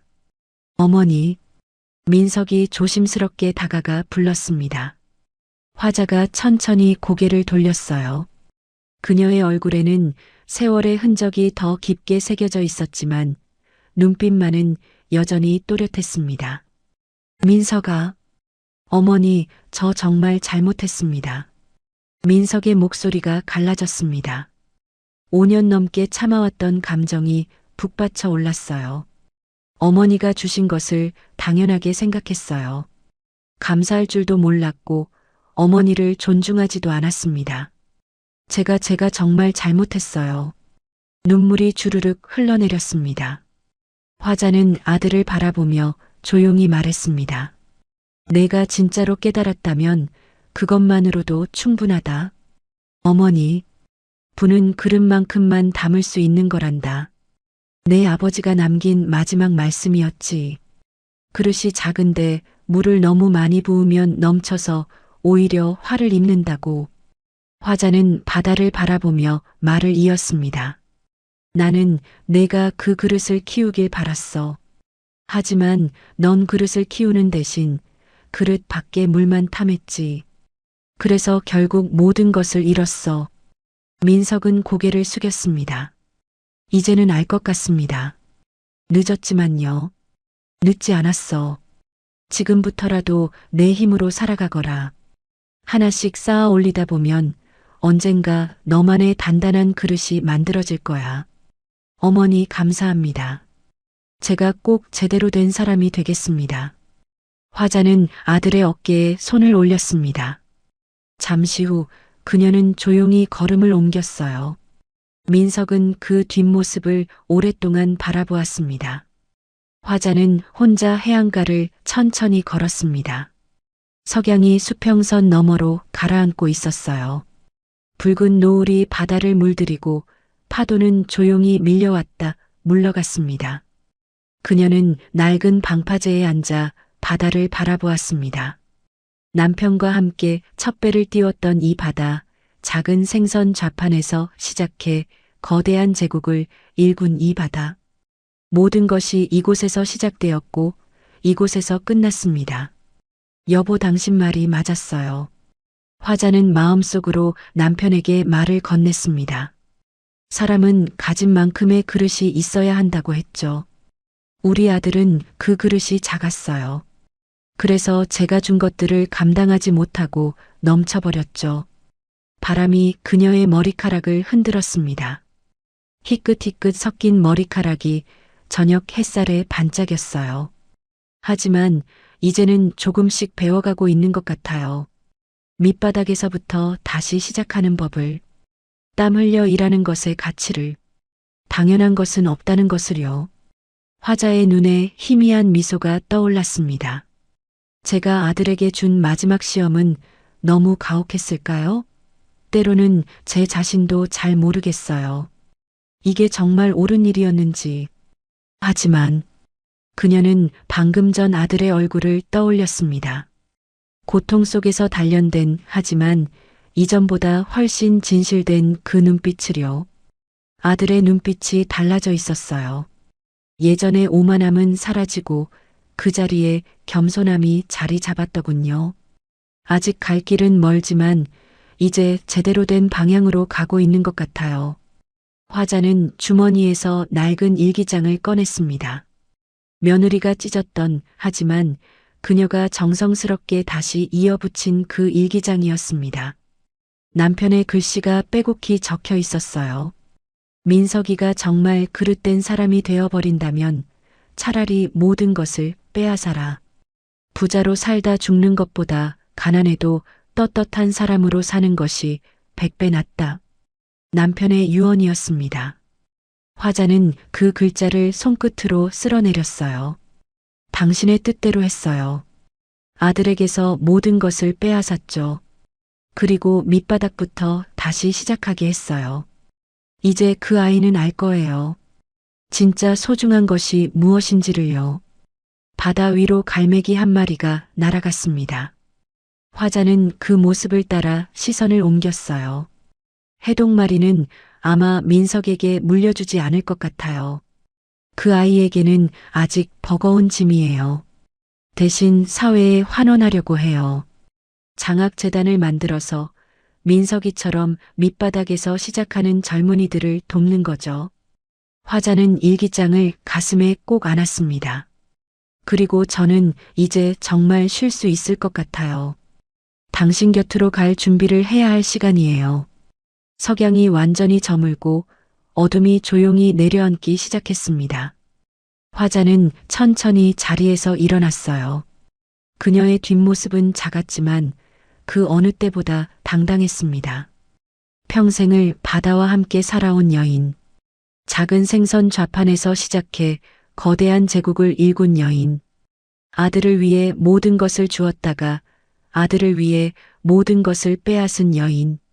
이 화자는 그렇게 자신의 길을 묵묵히 걸어왔습니다. 민서가, 내가 진짜 어른이 되는 그날까지 어미는 멀리서 지켜보마. 화자는 바다를 향해 마지막으로 깊이 고개를 숙였습니다. 그리고 천천히 걸음을 옮겼어요. 어둠 속으로 사라지는 그녀의 뒷모습은 마치 전설처럼 바다에 스며들어가는 것 같았습니다. 바다는 여전히 그곳에 있었습니다. 파도는 끊임없이 밀려왔다가 다시 물러갔습니다. 인생도 그와 같았습니다. 주어진 것도 언젠가는 사라지고 잃은 것도 다시 찾을 수 있습니다. 중요한 것은 그 과정에서 무엇을 배우고 어떤 사람이 되느냐는 것이었습니다. 화자는 알고 있었습니다. 진짜 유산은 돈이 아니라 그 돈을 대하는 마음가짐이라는 것을, 진짜 사랑은 모든 것을 주는 것이 아니라 스스로 일어설 힘을 키워주는 것이라는 것을요. 그녀의 마지막 시험은 끝났습니다. 그리고 아들의 진짜 인생은 이제 막 시작되고 있었습니다. 우리 구독자님들, 오늘의 이야기 어떠셨나요? 사연 들어주셔서 감사드리고 재미난 사연 계속 들으실 수 있도록 구독, 좋아요, 알림 설정 버튼 꾹 눌러주시고 주변에 공유도 해주세요. 댓글도 남겨주시면 다음 사연 제작에 큰 힘이 됩니다. 오늘도 행복이 함께 하시길 소망하겠습니다.